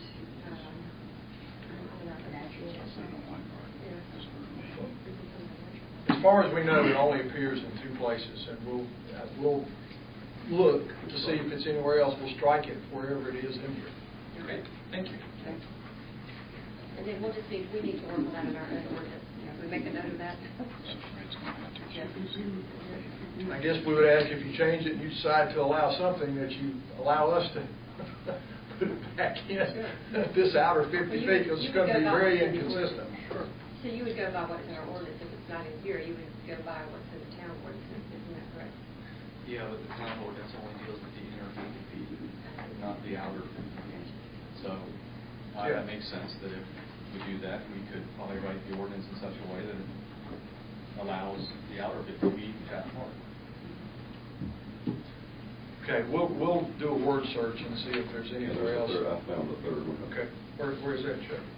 Specifically under fertilizer application, one-time application to establish vegetation is exempt. And that would be on So it's on page 15 on this. 15, I think. With number 20. Now, and of course, again, that's completely exempt under your existing ordinance. Yeah, that ordinance has some work to be done with it. It's not a finished document. Well, I think it was... No, this is your existing, it's not your proposed. And the existing ordinance was a model ordinance from the state for Jordan buffers. Maybe they thought that one-time application was a moderate. Yeah. Because ultimately, I think you want vegetation. You want it to get stabilized. Absolutely. Erosion. There's That's why I'm kind of tremendous, struggling with it, because I understand that's important. tremendous work being done in these practices in other areas, and we can learn from that, especially in the Pacific Northwest, where, as you can imagine, salmon are so critically important to that economy. And it's called the Soils for Salmon program. And it incentivizes compost application precisely in situations like that. So there's a lot we can learn, a lot we can fix. And there's you can buy that at Lowe's, there's compost. There's competing manufacturers.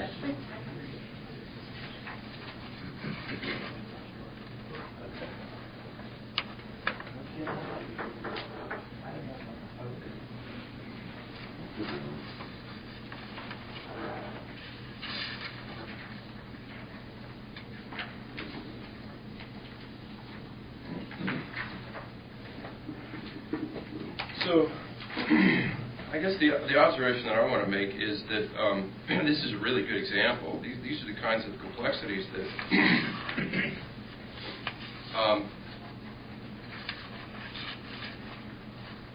I think this board has really struggled to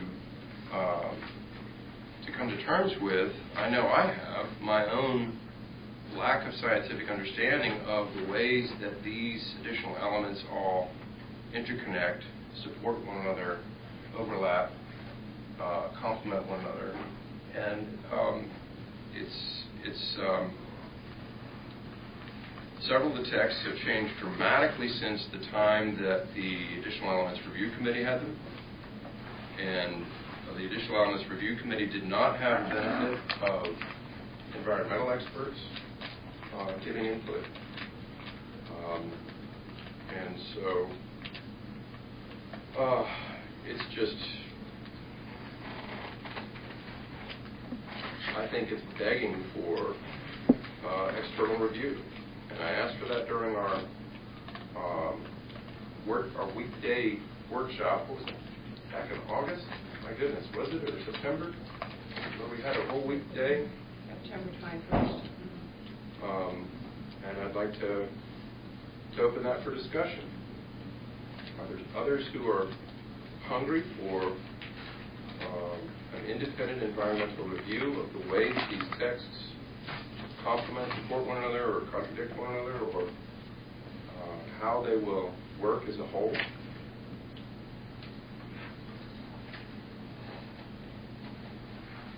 What's that? I think we've taken open space and done a ton of work on it. I think we've got it into a much better place. And I think it is a cumulative effort. But I don't think we need to start over. I think we've invested so much time. We've got the language, as far as I can tell, where we want it. It sounds like you're specifically talking about how the open space, tree protection, and stormwater, how it all fits together. Yes, and to a lesser extent, landscaping. Well, I would say, yeah, they are definitely interconnected, most definitely.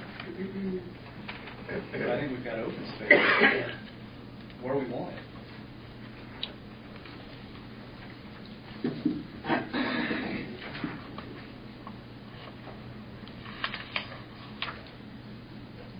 Further thoughts?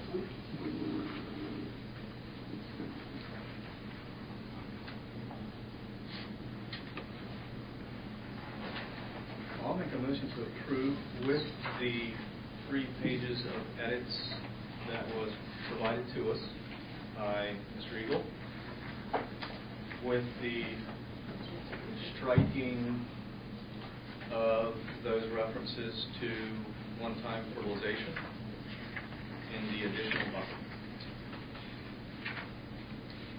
You've heard the motion. Is there a second? I'll argue against it. I think that we're still waiting to hear back from staff.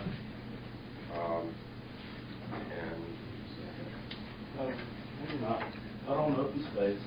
Staff has made multiple staff reports that says we're ready for you all to, if you all feel comfortable, to move forward with open space. Okay. From your earlier comments, I thought I understood that you were addressing several elements. No. I was clear as to the open space one. We've had that one for a while now. The remaining ones, those are the ones that we've had for 20 days, and we need to see those. I'm not asking you to vote on those tonight. I think that's the only concern is that as we work on the others, are things going to come up that we need to make sure it works together for the open space, and that's the only, I feel good about the work we've done on those. The only question is do we wait until we have the others before we approve? I think that's the issue, whether to do that now or whether to wait until we have. I think that's absolutely right. I'm going to second the motion. I feel pretty comfortable with this open space, and I know we can't just we'll have to take the next element and move with it and go forward. I think the problem is that they do interplay, and I don't think that we can take them, these that address land use in such a detailed way. I don't think we can peel them off. I think they all interact and interplay, and I feel far more comfortable if we're approving open space and stormwater and tree cover protection in a coherent way altogether. I just think that's too much on the plate at one time, trying to go through 2 or 3 elements at one time. Well, that's why I think we need that external consultant to someone who is an expert in resource planning and the implications of land use changes on our natural resources like drinking water. And indeed, we are the watershed for Jordan Lake, and in future we will be drawing from Jordan Lake quite likely for our drinking water.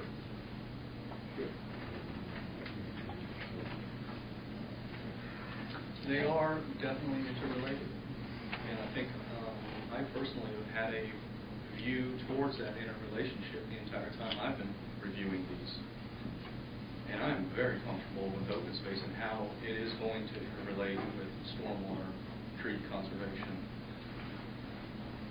and landscaping.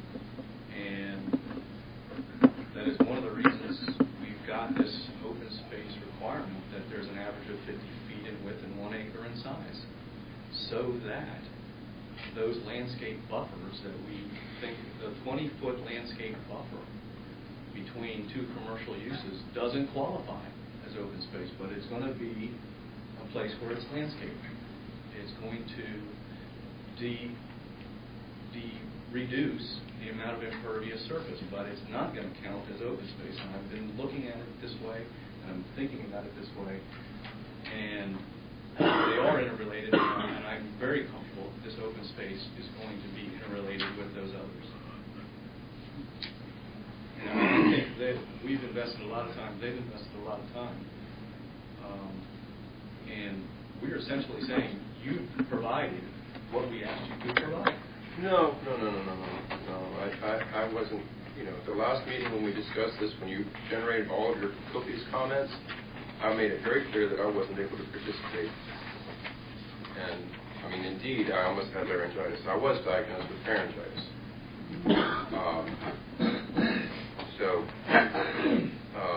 Right now, I see I have a concern with this qualified language on electric line exclusions, easements for electric lines. Why does it have to be only those that exist today? Is that really our sentiment? I think if I understand, they said before, if power companies come and put a power line across their line, there's nothing they can do about it. They have eminent domain. And I think that's what the reason. And therefore, that land won't count as open space. Well, if they put it in view, it would be. I think it would. And so we're not asking them to change that. We're not asking. Eminent domain occurs, a new power line goes in.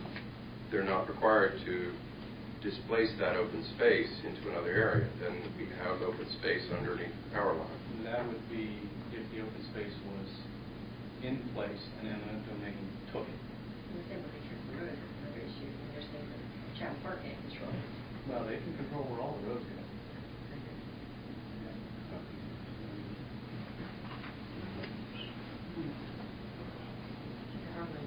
And then the other ones are interrelated to that. But I feel fairly comfortable in reference to what we've done with the open space. And then when we go forward with the review of the additional ones, then we can always refer back to the open space and make sure that we have it exactly where we want it. No, I think that if we're voting on it now, we then give up that opportunity to make those changes. But we can put it in the other sections. If it's all of it's interrelated. Mr. Messick, is that possible? If there's something that's not included in the provision of open space in these additional elements, and we want it specifically, because they're interrelated, to be applicable to the others, then there's opportunity to put it in. I think it depends on what it is that you're talking about, and I have no idea what you're talking about. Well, nothing concrete. It's not concrete. Right. It's just a theory. Well, let's say if we pass this tonight and then discover by reviewing the other interrelated additional elements that there is a fatal flaw in the open space, we cannot go back to amend it without Chatham Park's agreement. Yes, ma'am. But we could put it if it was related to something else, the other, such as landscaping or something like that. Well, if it can be fit within the concept of landscaping or tree protection or whatever else is still on the table, yeah, sure. But I'm not sure what this fatal flaw is. I mean, if it's there, you all have had a lot of time to find it and address it.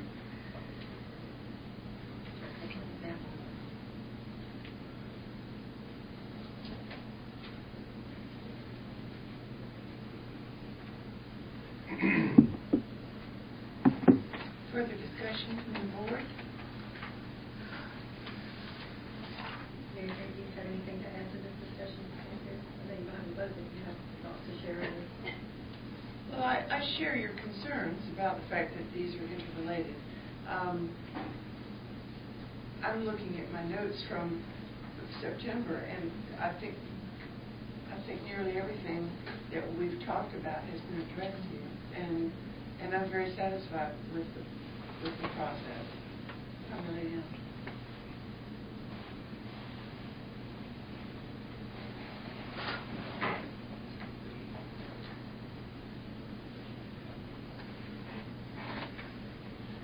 Are we ready for the vote? Call the question.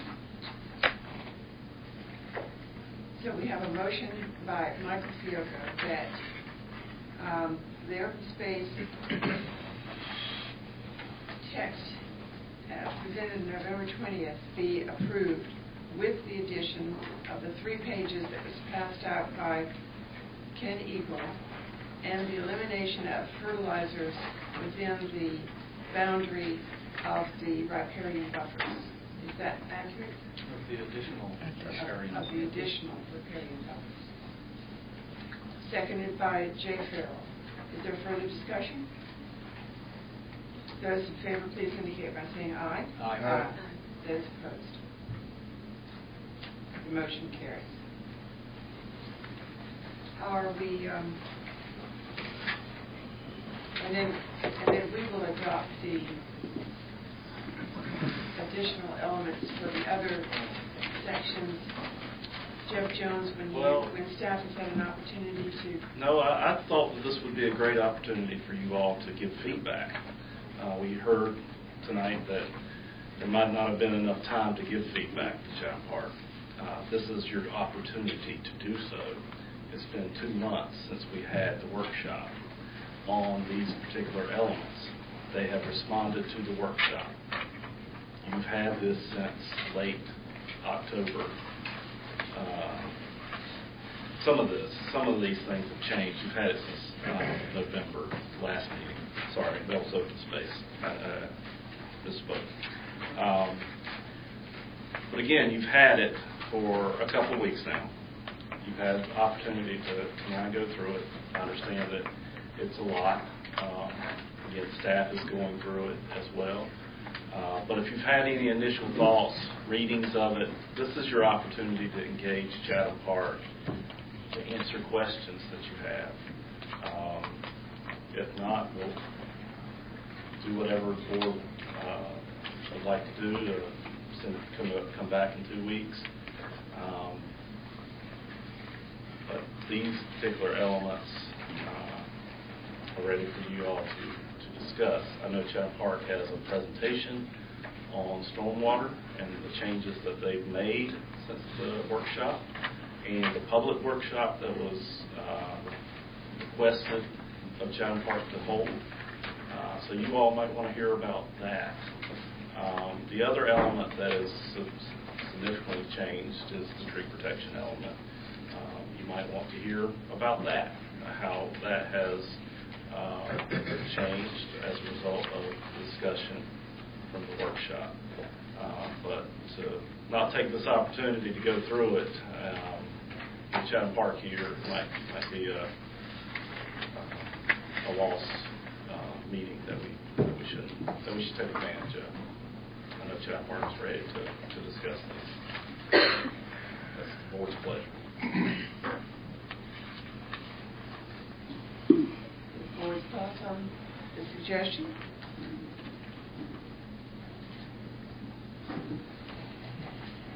Well, I definitely take the opportunity to hear any presentation about the changes.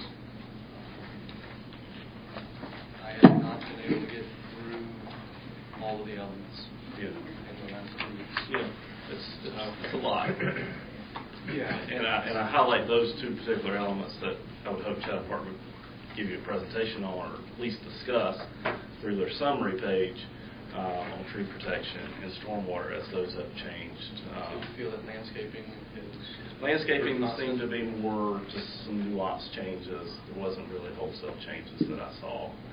It's a pretty large element, but I thought that it was pretty indicative of what we discussed, and it's a pretty solid element. So I would hope that one if you can get through it in the next couple of weeks, that one might be one that you all might consider moving forward with in 2 weeks. And that one and the definitions and provisions one. I might be asking.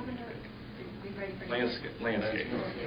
So maybe everybody, like I've received the landscaping element, but not the one that has the red that shows the changes. Does other people receive that or not? I don't recall seeing it.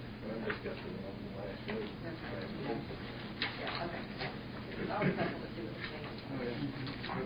Well, okay. I apologize for that.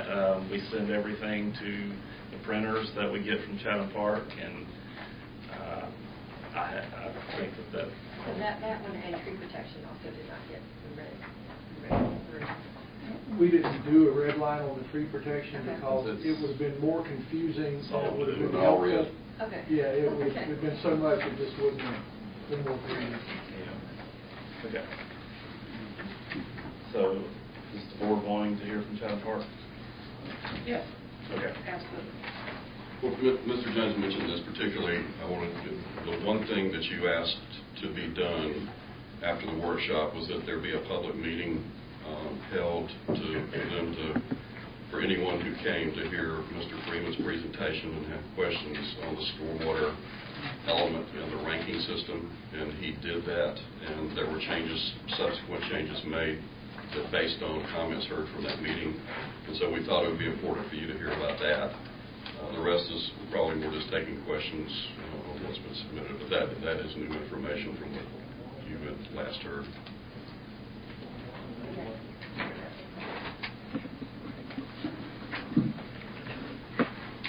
Good evening. Are you controlling? I thought rather than go through the red line version, which we can go through, just highlight and use a couple graphics on a couple slides in the future here to illustrate the intent of the text changes. But just some very general ones. We refined the definition of critical environmental resources just to be consistent with other regulations and other parts of the master plan. In the performance standard sections, we revised the water quality performance standard to clarify that it will be more than one stormwater BMP per watershed. The language that was in there said one BMP would be installed per watershed to control water quality. And that was not the intent, so we fixed that. We said it may be a number of BMPs and will be a number of BMPs. Nutrient loading, we had discussion on this following the June version of the element, which we had removed nutrient loading because of actions by the General Assembly. After discussion, we put nutrient loading back in, and we've added a section to the performance standard to clarify how that will be accounted for. So that is the change to the nutrient loading section. As Chuck had mentioned, we had input both from the staff as well as the commissioner work session, as well as the public input session, so we've tried to bring all of that together.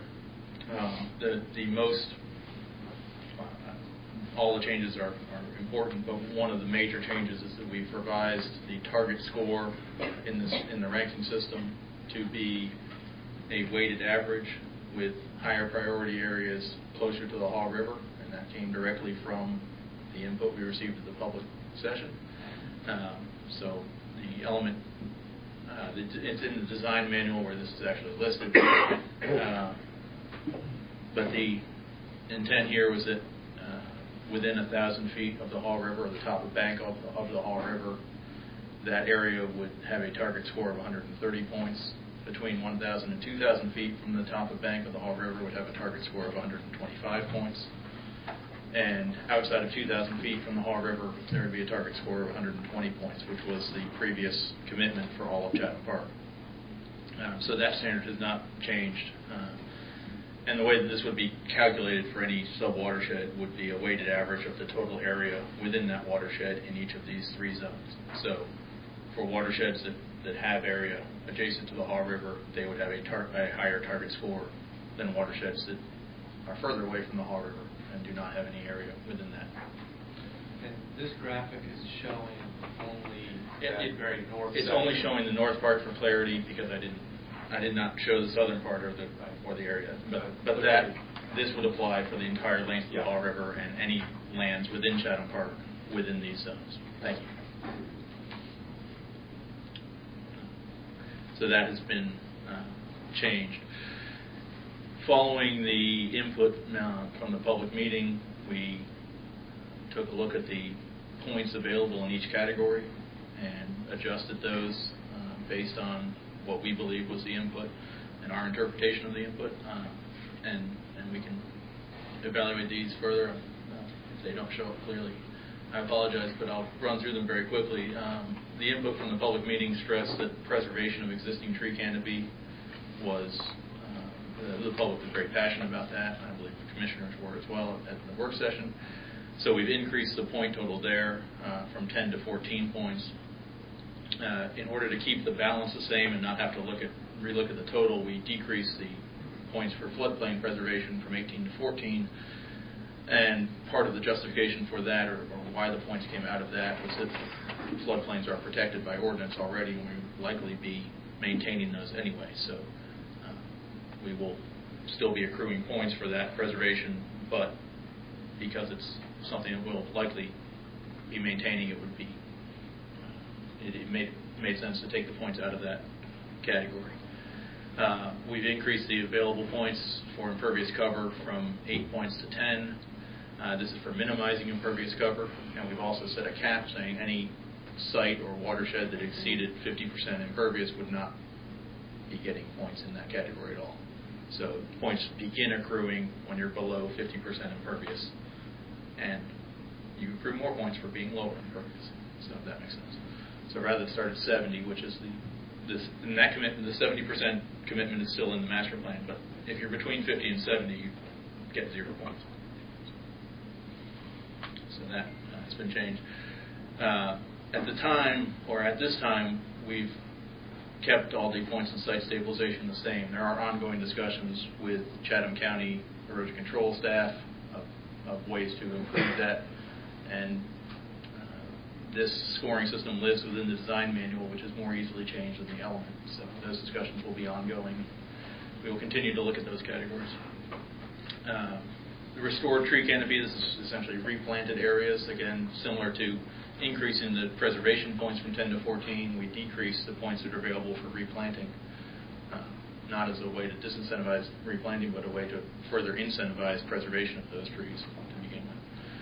And then in stormwater management, some of the text was clarified. So those are the substantial changes within the scoring system that are in the revised design manual that we've submitted. And just some other very minor changes to the introduction of methodology. Those were originally written as though it was a user's manual, and we changed the text to be more suitable for design manual type use. In the permitting section, just a change that may be more worthy of discussion, I guess, is that we've included enforcement language there to state and codify that if at any time a plan comes in that would result in a watershed going below its target score, that the town will not accept that plan, will not permit that development to happen. So there's nothing that we can never go below the target score. It's just an amendment to strengthen that commitment. And also that if a violation of a permitted site occurs and the adjusted score would bring the watershed down, then no further development within that watershed would be permissible until a mitigation plan was developed and approved by the town. So those are the two components of the permitting that we need. When you mentioned the town denying the project, would the town even see it? Because won't you be the gatekeeper? Yes. That says to the developer, you don't meet the standard, we're not submitting it to the town. In an ideal world, that is correct.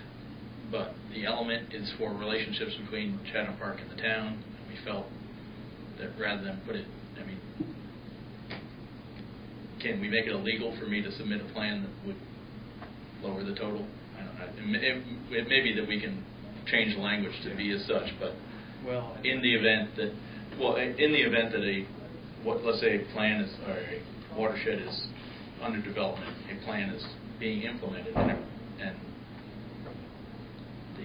as a site plan is being reviewed, and now a mitigation plan is needed, it gives the town, perhaps it's unnecessary, and yes, it should never get through me. That is our internal working, but we don't have internal workings that are codified to the town. Well, but I do think the master plan says you will be the applicant for all projects. And I am familiar with the idea that they will be submitting that design and documentation to you first, for you to kind of vet, to say, hey, town, this And is you're absolutely the right. best I understand. And I will be held to that standard as well. So there will be a two-check process. Yes. I think keeping the language in there. It's an extra level of. Oh, yeah, agreed. Because if something were to slip by or, you know, the legislative authority, your authority is here, your approval authority. Now, I just wanted to clarify that, you know, one of the things about the master plan was you're going to deal with one applicant. Right. Yes. Right? It's us. Yeah. That's correct.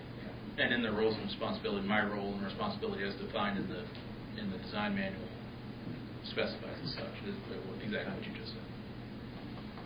So, which I just thought a quick few slides to talk about the change of the stormwater element would be helpful to walk through this, but I'm happy to answer any other questions you have if you have had the chance to read through it or have any specific questions.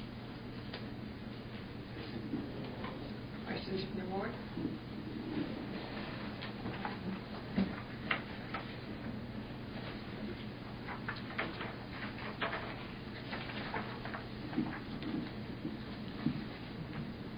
Okay, so I'll quickly go through tree protection.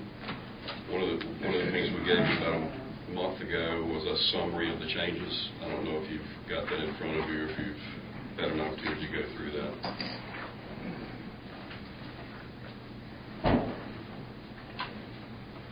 I see Mr. Bonnet shaking his head no, but he's the only one responding to me. I remember it. I know you've looked at it in a cursory fashion. We were asked during the workshop to look at one, at the time we said we've been trying to, what we used as a guide was your proposed tree protection section in the tree protection section of the proposed UDO. And I guess as we went further through that, there were comments that we don't particularly like that to be used as a guide. And we'll be changing that in our UDO as well. So we were asked to look at Charlotte, Greensboro, and Durham. We were also asked to look at Savannah, and in fairness, I'll say that was so complicated we couldn't figure it out. And they were getting into point totals per tree and all these different things that I just blown my brains out, and y'all could have had somebody else to deal with on this, because I could not figure it out. Charlotte, in summary, Charlotte requires 15% tree preservation on all developmental sites except for single-family residential, where they require 10%. And they exempt mixed-use centers from any requirement. Greensboro requires 10% across the board. If the site doesn't include 10%, if the site does not have 10% tree cover on that site, they don't require you to do any additional planting to make up for that. Durham, and I think Mr. Fiocco asked us to look in this just because he was more familiar with it. They required the highest percentage for residential, which would be 20%, and non-residential was a 10% requirement. Now they did exempt. They have a concept of what they call the urban tier and suburban tier. There's nothing required in the urban tier, except for residential has a 3% requirement in the urban tier, and 0 for non-residential in the urban tier. And then the suburban tier has 20% and 10%. So just based on the fact, we heard at least the spirit of the conversation that day was obviously we want you to save more trees than you have in the element as it was proposed. Because Chatham Park is 2/3 residential, when you look at the land use plan, and that's plus or minus right around 65%, that following the Durham ordinance was more in keeping with the direction that you were looking for. So we used that as a guide for this proposed element. And as Jeff said, it wasn't a matter of looking at a red line version of it. Most everything would have been red. So on the next, I'm not sure if you're following the summary. Or people following that okay. Because then on page 2 we get into sections. We'll go back. Page 1, applicability, section 2. One of the things we did originally in our first pass at this was section 7.1, and the residential development in the village centers were exempt from requirement, and we deleted those from exemption, and we put requirements on those that are shown in the table on page 2. So where we had 0 in 7.1 across the board, we put a 10% requirement on where previously had been 0, so that we made that more restrictive than before. And then also that 10% follows the activity centers. We were equating that to the urban tier that Durham has, where they had 0 for non-residential, 3 for residential. We bumped it up to 10. And then for the areas outside of activity centers in 7.1, as I said, we've got a 20% requirement on residential, and then the 10% on non-residential mixed use. So that in essence, we added standards for specimen trees. We talked about that before. And then, as Mr. Eagles explained, whenever we start doing these things, there are other little dominoes that fall, and we make tweaks to existing language. But that, in essence, is what we are proposing for tree protection and the changes compared to the last go-around. I think at least, well, I'm not going to speak for Mr. Vieco. I remember one of his comments at the time during the workshop was that when we were dealing with restoration, you seemed to be getting into situations where the fewer trees that were existing on the site, that you came down to some percentages of cover that just didn't meet his view of a minimum tree cover that should be there. And Durham seemed to correct that concept, and so we followed Durham. We felt like Durham, compared to the other examples you gave us, was more in keeping with what I heard you say that day. And I've been able to go through this once, and yeah, I think it's greatly improved, because when I did do the math on the previous version, there were situations where a site that had 2% tree coverage would meet a standard. Now, it would have been a very odd standard, because I don't think much of Chatham Park is barren of trees. But there are those, and again, this thing's going to live for years and years and years. And what we see today may not be the existing condition tomorrow. And so I think this goes a lot further in providing for tree coverage, both in a preserved fashion and a replanting fashion. So what I've read so far, I think is headed in the right direction. Okay, so I'm happy to take questions if you've got them. Otherwise, we'll wait to the next meeting when you've had the opportunity. But want to make sure you understood the direction it was going compared to where we were before. Is that fair? Okay. And then finally, landscaping. And Mr. Jones indicate that there were a lot of small changes made based on, Mr. Fiocco had given us a pretty detailed review of going over that, and so we corrected a lot of what he had asked for. There were two, I think there were, at least in my mind, there was one pretty big issue that was discussed during the workshop that we were asked to look at, and that's probably, in my mind, is the biggest change that we made, and it has to do with the section 2 on the summary page here, the determining perimeter buffers, because the quote, I think the comment was, it just didn't seem to be fair. I think originally the way it was setting up is if you've got two sites, one has got proposed development, the other's not developed yet.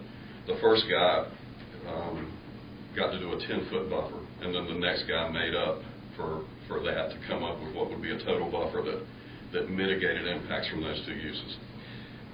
What we did in this revision was go and look at that again, and you'll see a number of those numbers did change as we tried to look at that fairness concept. But the big thing we did was when we looked at the most intense use in our use categories that are in the master plan, which are primarily industrial uses, that we said that those sites will, and they generally have 40, 50-foot buffers on them. They're the most, the largest buffer that we would have on any of the land uses. No matter what, they do that with.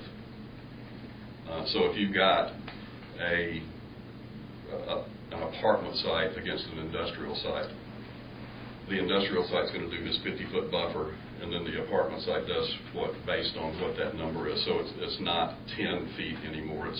He gets the bulk.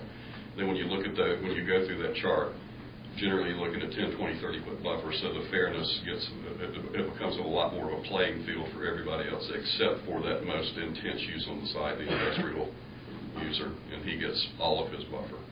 I don't know if that makes sense. What page was this, Chuck? Page in the element or page on the... In the element. In the element, well, section 2 gets into, and it's on page 2, section 2 is on page 2 and 3. I think the concept is probably on page 3, it's page 7, where we talk about determining perimeter buffers. But the table, the numbers, you can see that have been changed are on page 5 in that table 2.1. So anyway, the page 7, if you're going to, when you look at this, if you pay attention to page 7 and just what the language that says,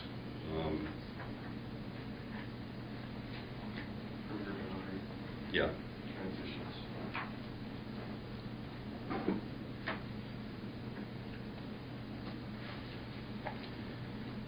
This gets into, well, we'll spend more time when you start asking me questions on particulars, but it does get into, when you look at it, it's fairly standard to what a lot of municipalities have in their ordinances for how you treat uses against uses. At the same time, there was a certain unfairness the way we had presented it, so we corrected that. We from our point of view, we corrected that.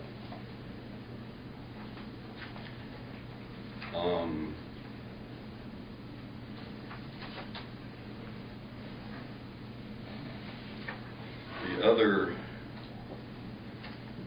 I think there was a point of view, I think this might have been you, Mr. Bonus, that when we were talking about fences and walls, we had some language in there you felt was too prescriptive, and so we eliminated that. Another concept that we paid more attention to, and I think treating, because I've looked at it more and feel more strongly about it than I did, we've added the concept of making sure that pollinators are in the landscape. And we can talk more about that when we get to that, but we wanted to make sure that was, I'm not even sure if that language was in there previously, and we've added that.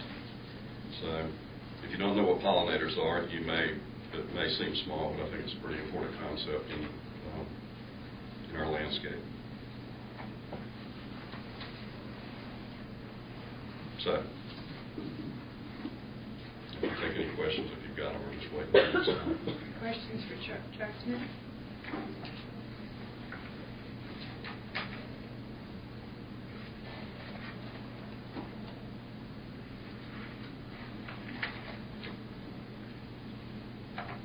Should we move to the next? If I can just take 1 minute, Madam Mayor and members of the board. First of all, I just want to say how much we appreciate what you're having to go through in reviewing these elements. I know it's very little consolation, but if you think it's bad reading them, you ought to try writing them.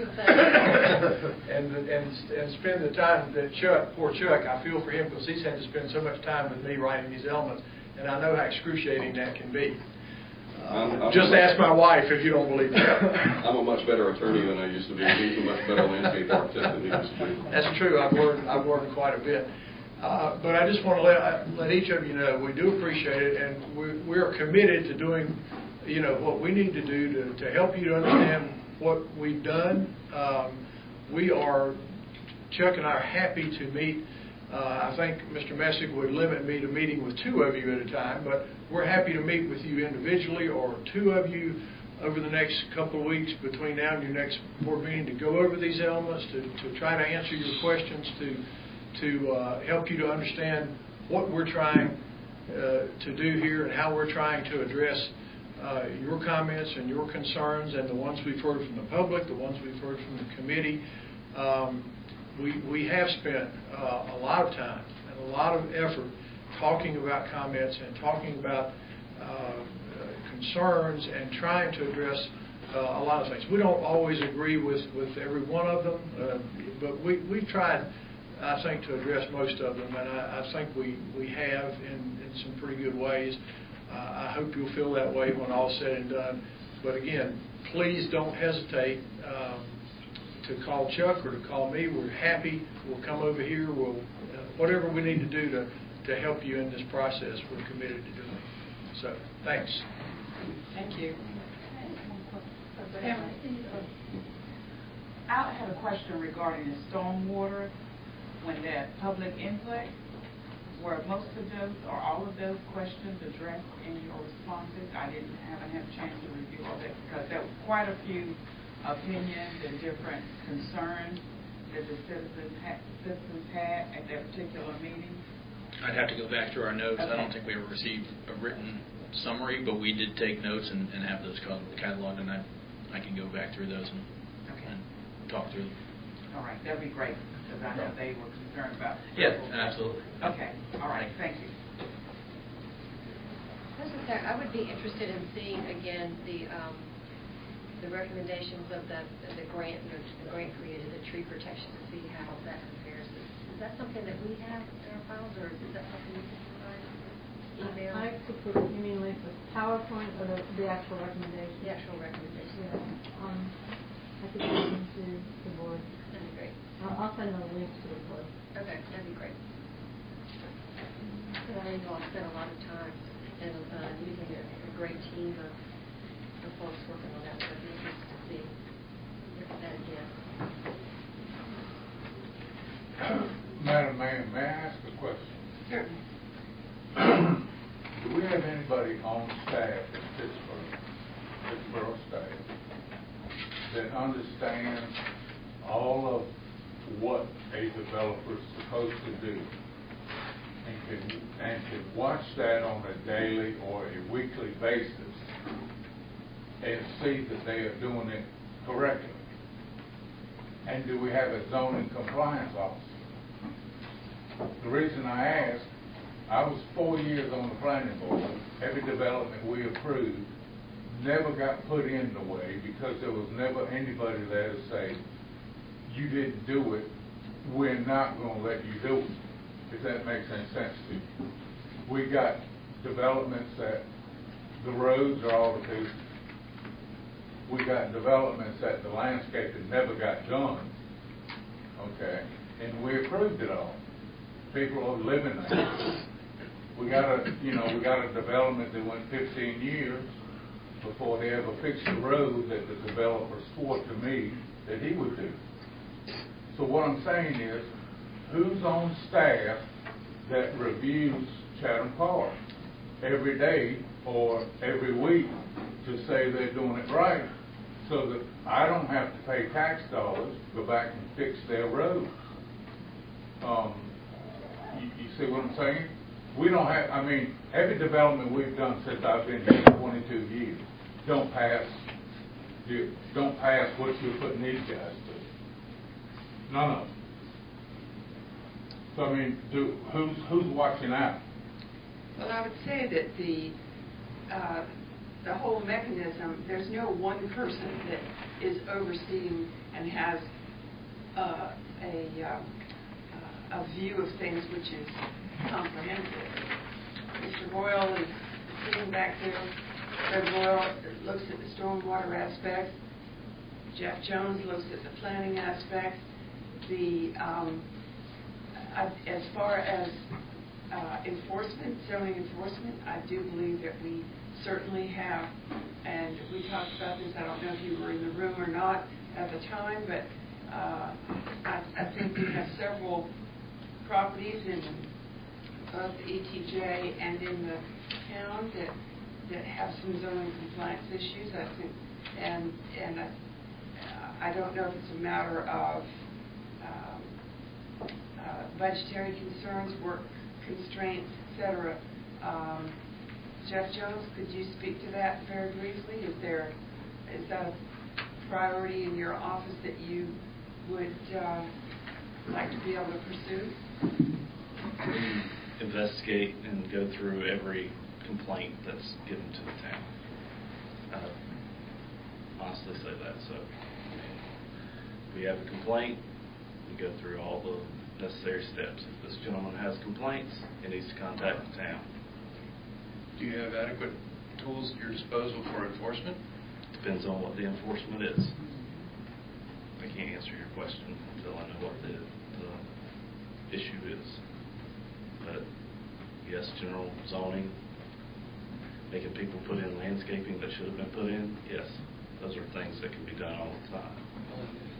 That is the things that you would check before you issue a certificate of occupancy. Exactly. Right. I would say that staff is much better than it was maybe 2 years ago, 5 years ago, 10 years ago. And I would hope that this board would recognize that. Not only myself, but others who come to work and do a lot of work for this town. We are looking out for not only you all's interest, but the interest of all Pittsboro residents. And we strive to do that regardless of anything else that we have on our plate. We have an inspections corps that is looking at road construction, looking at water and sewer systems that are going underground, testing them, certifying the testing is okay or passes. I know we've even hired consultants to do some of the inspections work.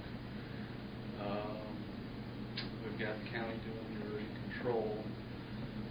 So we think we've got a more robust system, and agreed that you want it to be done right, because ultimately it's a town property. If you take a road, a water, and sewer system, you definitely want to construct it properly. So I'm sure as we grow, we'll continue to develop more tools.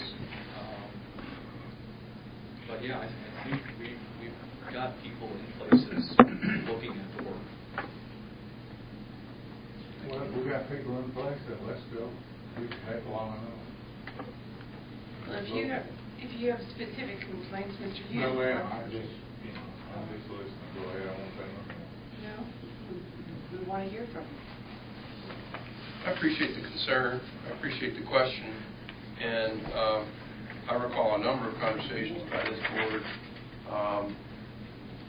Thank you, Commissioner Fiocco, for reminding us that we are outsourcing some of this inspection, and a strong desire from this board that be insourced, that we have staff to do that. And we also insource. has been working diligently to that end, and he has informed us that he is scheduled and trying to hire someone in the new year.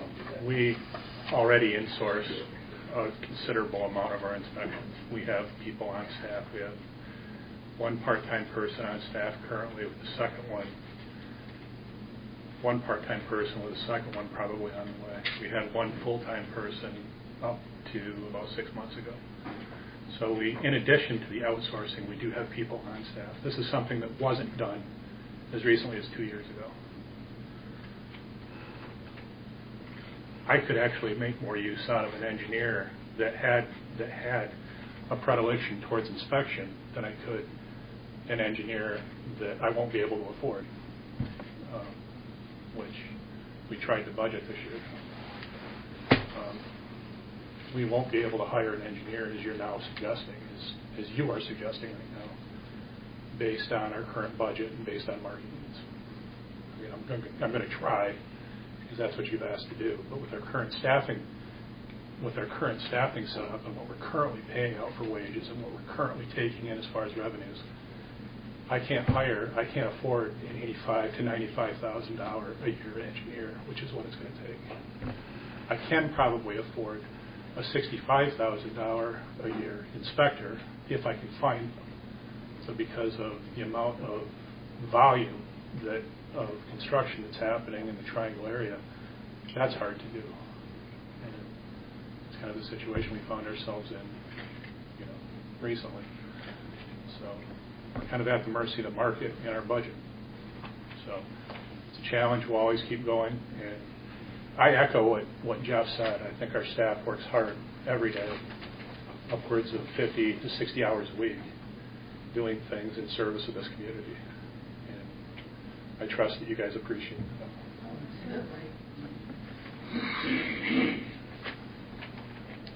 All right. With respect to our agenda, I believe we're on manager's update. Thank you, Mayor Perry. I'll be brief.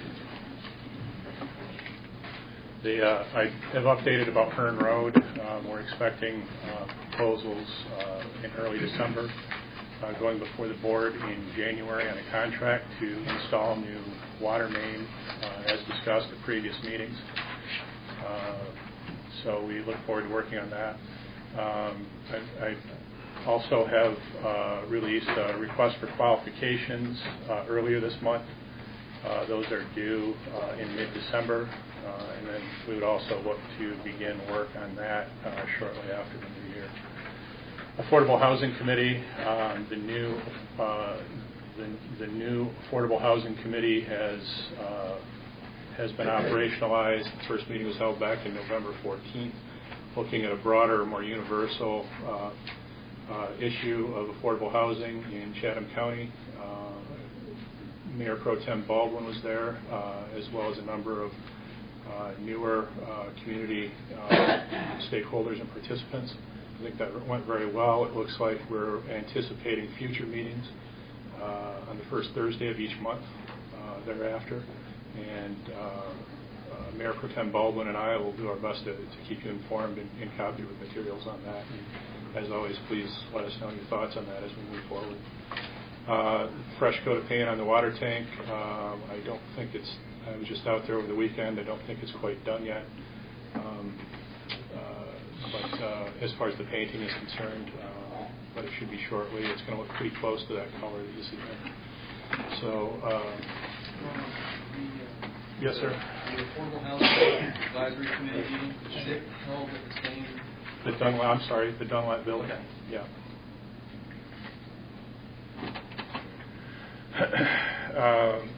Police department, just an update to go off script just for a moment on the police department. Some of you may be aware Officer Keebler, I may have mentioned at a previous meeting, was with the town for a number of years, took a more responsible position at the town of Cary's police department. So we are sad to see him go. Just this last week, I found out that Corporal Brian Overman is going into private industry. I think he's going to try to sell insurance. So what we're looking at doing is temporary, at least to help with the interim and to get us through some command issues over the holidays is promote Officer Youngblood to corporal, and then we'll be opening probably 2 positions on the police department, and that's another market issue. People are it's a lot harder to find police officers than it was 3 or 4 years ago, and some of that is a function of the economy too. When the economy's better, people hire more police officers. More of them at work. Of course, the challenges, the modern challenges of being a police officer is greater now than it was 3 or 4 years ago. So that presents some issues as well. But Chief Crutchfield, as I'm sure you're aware, does a pretty good job. I think has the department in a much better position than it was a few years ago. So we'll continue working on that as well. The Christmas parade. You don't have the fortitude to come up with a one-size-fits-all idea tonight, then we probably need to be thinking about it here shortly. That's coming up on December 10th, and I might have mentioned at the last meeting that how do you want to approach it?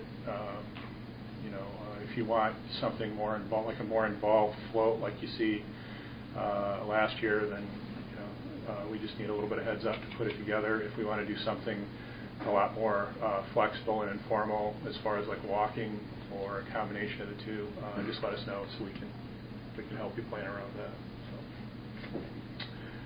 And like I said, we don't have to tackle that tonight, but if you could, I'm going to have to try to pin you guys down on it at some point in your near future. So if you have any ideas, speak up. If not, we'll tackle her a little bit later on. The golf cart available? That's all mine. Yeah.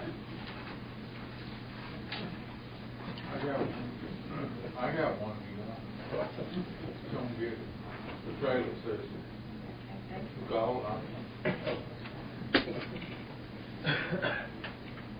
Does the board wish to make a decision tonight? That's what we got. What's that? Horseback? Oh. I thought they were banned. They are. Well, I regret that I will not be able to participate in the Christmas parade. We'll be out of town with family. But, really regret it because I really enjoyed it last year.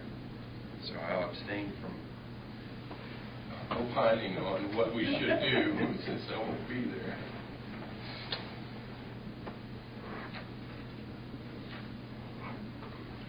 Why don't we think about it and let's email one another so that we can have some thoughts about what those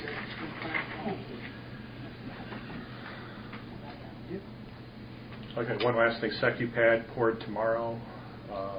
Still having scheduling with that is kind of tricky. It's starting to get trickier this time of year.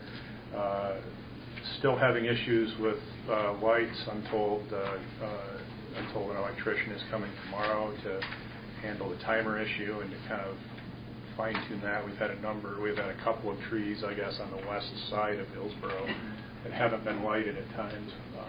So we hopefully will get that solved very soon. And the issue of the asphalt at the BMP near the traffic circle, we will have the contractor be coming in soon and fixing that as well. So that there needs to be a little bit of correction done on that. So thank you for bringing that forward. With that, I tap out. We're ready for commissioner concerns. Joe Farrell. Just have one notice in the last couple of weeks, the guys picking up leaves. I thought we budgeted for a new leaf vacuum and dump truck, and it seemed like the dump truck that they was using was about 20-some years old. Well, we have a new bed and we have a new truck, and so that's out there. The vacuum is being painted, and it should be with us within the week or so. So the new vacuum that we budgeted, we did purchase. It's not here yet. It's supposed to be here soon. But they're out working. They're picking up the west side right now, and I hate to see something budgeted that we have and then wait till the leaves are on the ground and got up and. Well, we ordered it. Those are kind of special. We don't need it then. Yeah, we ordered it. It's a kind of a special item, and so. So people can just rake leaves right into the street. Is that workers, but today. Yeah, And the pile. yeah, the piles should be right at the edge of the yard or the street. I know a lot of people do put them in the street. We put out the schedule ahead of time, asking people to, if they're on the, on the appropriate side of town, to maybe not put them out until, that week that they're out. But I mean, there are times when we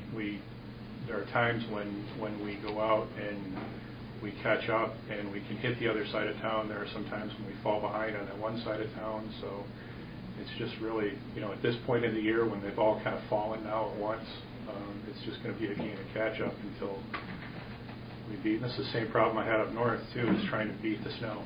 And that's what we're racing against right now. So I feel a sense of urgency with that. We'll use everything we can to get them up from here now. They do a good job of what we have to work with, I'll say that. Yeah, we'll get better. I had a question this is probably a question for Mr. Jones. Someone in my neighborhood that does a little dog grooming on the side, she just has a few customers. Is that okay to do that? She was asking me what. Okay. Victoria or myself could walk her through Okay. that. She says just a few, she does it in her garage, very casual, just a handful of people. And there was some question, there's another neighbor who was saying, you can't run a business out of your home, so I just wanted to. Well, those may be HOA rules that your neighbor is referring to. Now, we may be able to permit it, but the HOA may say no. Right. So I would have her check with both the HOA and That's all I have. Michael? Brian, thank you for the trees. Yeah, I did look down the street a couple of nights ago. There were 3 out. Tonight there's 1, so getting better. Thanks for being on it, though. The other thing that I noticed is with the rain garden project, we put in the handicap space. And it would be a very convenient space for them to get to the courthouse. But I don't recall if there was a ramp there before at the sidewalk going from west to east on Hillsborough to the area of refuge, and then heading south to the courthouse. Now we can't get to that area of refuge. I know that the concrete was saw cut, it's clean, I mean, it's well done, but, it's 4 inches tall. Did we lose something? We're actually putting one in tomorrow if the weather permits. well then, I'll look into it. But it's not exact, we're retrofitting again. I got you. It's going in. But it will be an accessible route to the courthouse. Fabulous.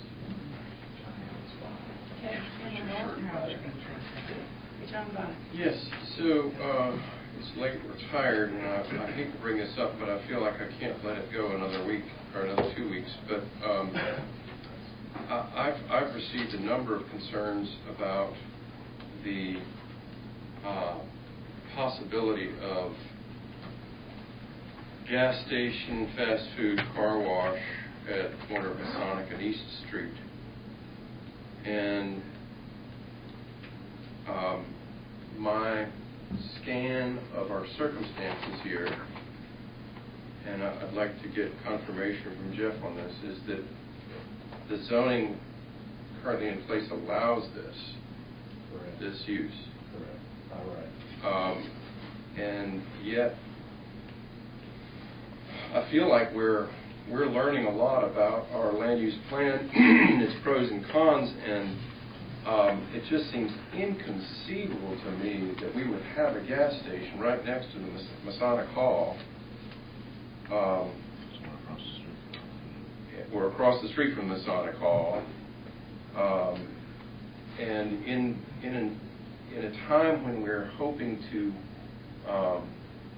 enhance the walkability, the density, the economic vitality of the downtown area, I guess this means that we need to take a look at this in a policy context rather than in the context of any particular proposal. For for future C2 zone properties in the downtown? I don't know. I don't think we can allow it to happen. I'm not sure you have the ability to say no if they meet all the standards of the zoning. Mhm. There's the It's issue of permitted by underground right. stream. The stream, whether or not that's a suitable business for that stream. John, I'm getting the same. Me too. People are very upset. Would we be in any better shape if we operated under a special use permitting process within certain You can do it areas? now. Pardon? You can't do it now for that project. Well, no, not because- for that particular project, Right. but I'm Yes. referring to what John Yes. said about. I think if you wanted to make everything in downtown special use permit only, I do think that.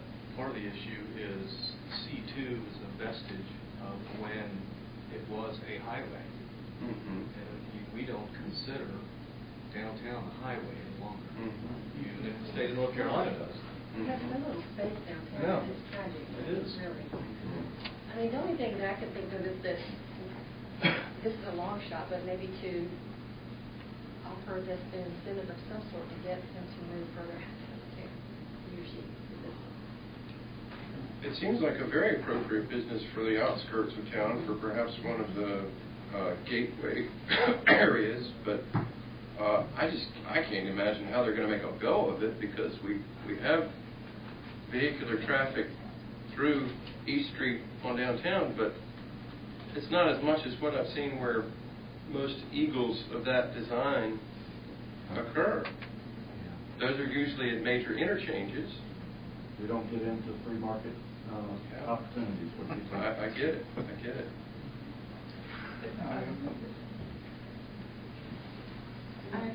I've been getting the same type thing, and my concern is, I know that there's some, from my understanding, some streams, different things underneath, and there's problems with that particular property in terms of sinkholes and stuff like that. So, I think. I mean, the stream was there when the car dealership was there too, and they were doing vehicle services on. I mean, I hear your concerns. We've met with the fire marshal. We're meeting with everybody that we can to say, is this meeting all the requirements of the county and the town? State regulators will have to regulate that as well if they get involved. I understand where you all are at. It's bad zoning for downtown. We need to look at zoning on not only, well, this parcel may be far gone, but other parcels that are zoned C2 on Salisbury Street, or, you know, places that aren't highway commercial. That's a real challenge. You know, what'll come is a real issue when you go to rezone these properties, and you have to look at a property owner in the eye and say, I'm devaluing your property. But when you only have a C4 and a C2, and those are your only two commercial choices, you're between a rock and a hard place. That's what it was in the past, yes. You know, in this case, though, it's not ideal to have a parking lot over a stream. That shouldn't, that we wouldn't allow that now. And it seems like something that needs to be corrected. Well, I'm not sure we wouldn't allow it, that we couldn't allow that.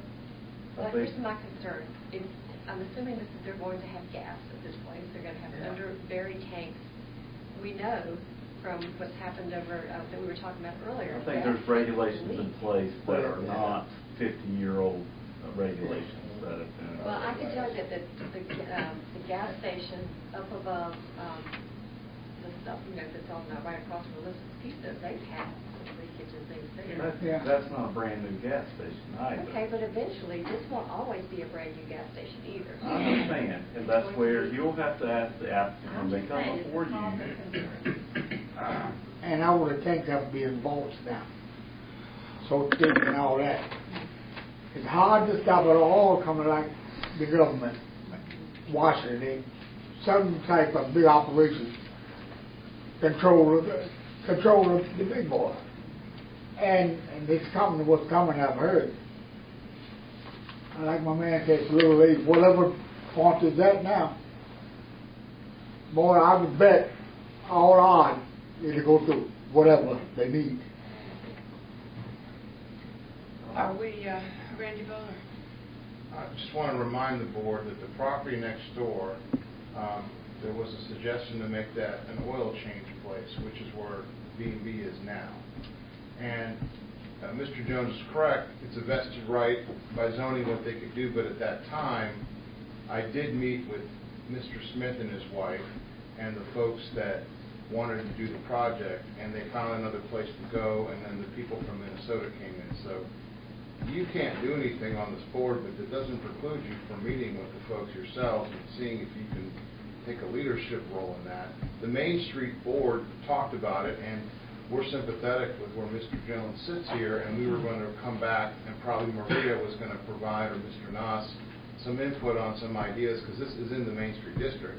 But again, it's got the underlying zoning, so our hands were tied, but we wanted to provide guidelines for this board to take on future policy positions.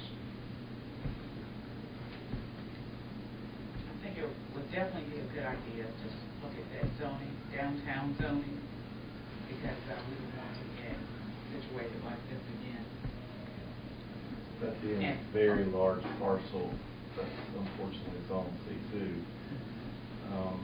If it hasn't happened now, it was going to happen, that something was going to be built there. That's something that happens to be a gas station that's proposed there. Are they taking that whole parking lot, the whole thing? You have to put all the other little stations out of it, forget them. That's right. That's the right thing. So you have to look at well, how much tax they got, well, they pay more tax than all they put together. So I'm sure the board look at all of that. They bring their revenue in tax-wise. Forget these little mom and pop stores, but they fall by the big website. I think it might be more revenue with a different use, but that's speculation. All right. Well,